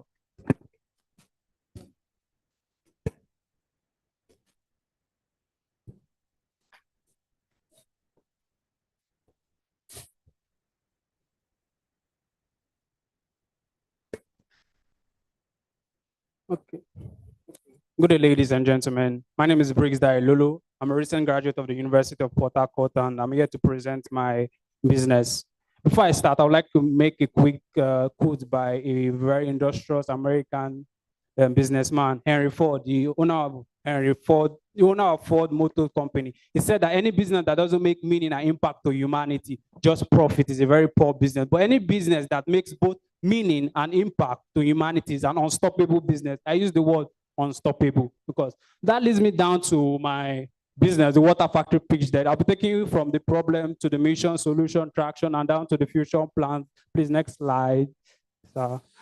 So a quick one, the problem on safe water, on clean water, this has been really underestimated, and the accumulation of the consequences of unclean water can be very, very devastating. So according to the United Nations Children's Fund 2023, over 60% of Nigerians lack access to clean water. If you go to the rural area, that is very, very true. Like, I've experienced it. Also, over 70,000 children have died annually, just children, 70,000. Moving on to the next slide, which is our mission, which is the triple A's: accessibility, affordability, and accountability. Before we talk about affordability, let's talk about accessibility. Before you can afford water, you need to have access to water, right? You might have the money, but you don't have access. So that's a problem. So also, you need to have a very affordable water. Thirdly, the accountability of the water. That is the quality of the water. Please, next slide.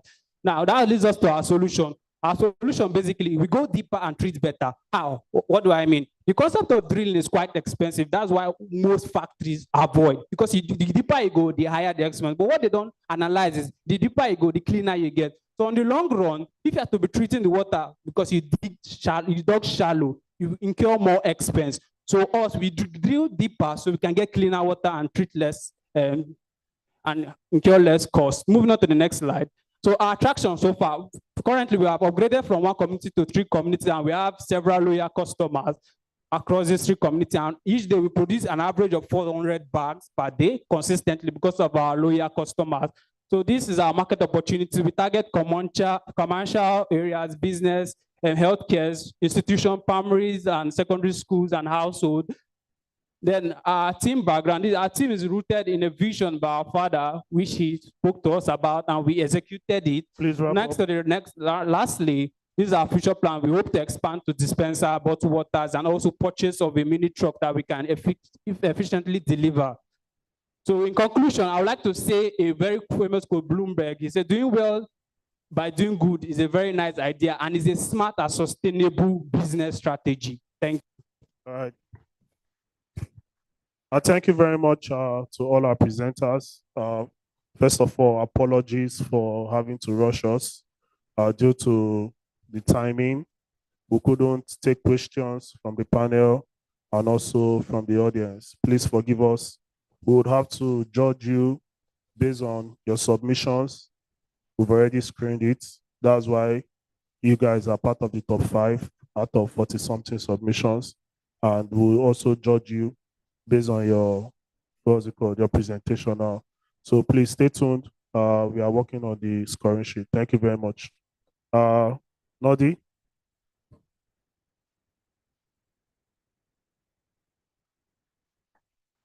Okay. Next slide. I guess that's like closing remarks or something. Yeah, so I think we've come to the end of 2025 Garden City Career Summit. It's been a long day, but a memorable one. I remember when we started this journey 4 years ago, and the only thing that is remarkable about it is the continuous improvement. Our panel sections keep getting better. This is the first time we are having a business competition and people going home with 500,000 naira. That is no small feat. I remember where we started from. Our sponsor base is getting bigger. Our recognition in Port Harcourt, even our halls are getting fuller. So thank you very much for keying into this vision. We pray you continue to be a part of this team, not just as participants, but as volunteers, because together we can always create magic. So see you guys sometime, same time next year for an even bigger and better GACCS. Thank you very much. Please, let me speak with Nodi so that we announce the winners. Give me a moment.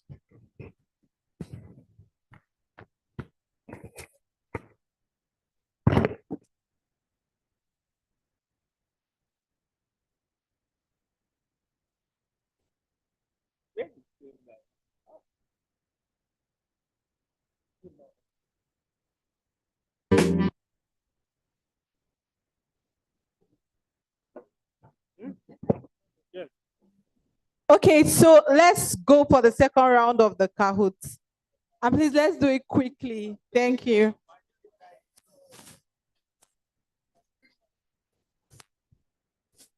Please, while you're walking down kahoots.it on your browser,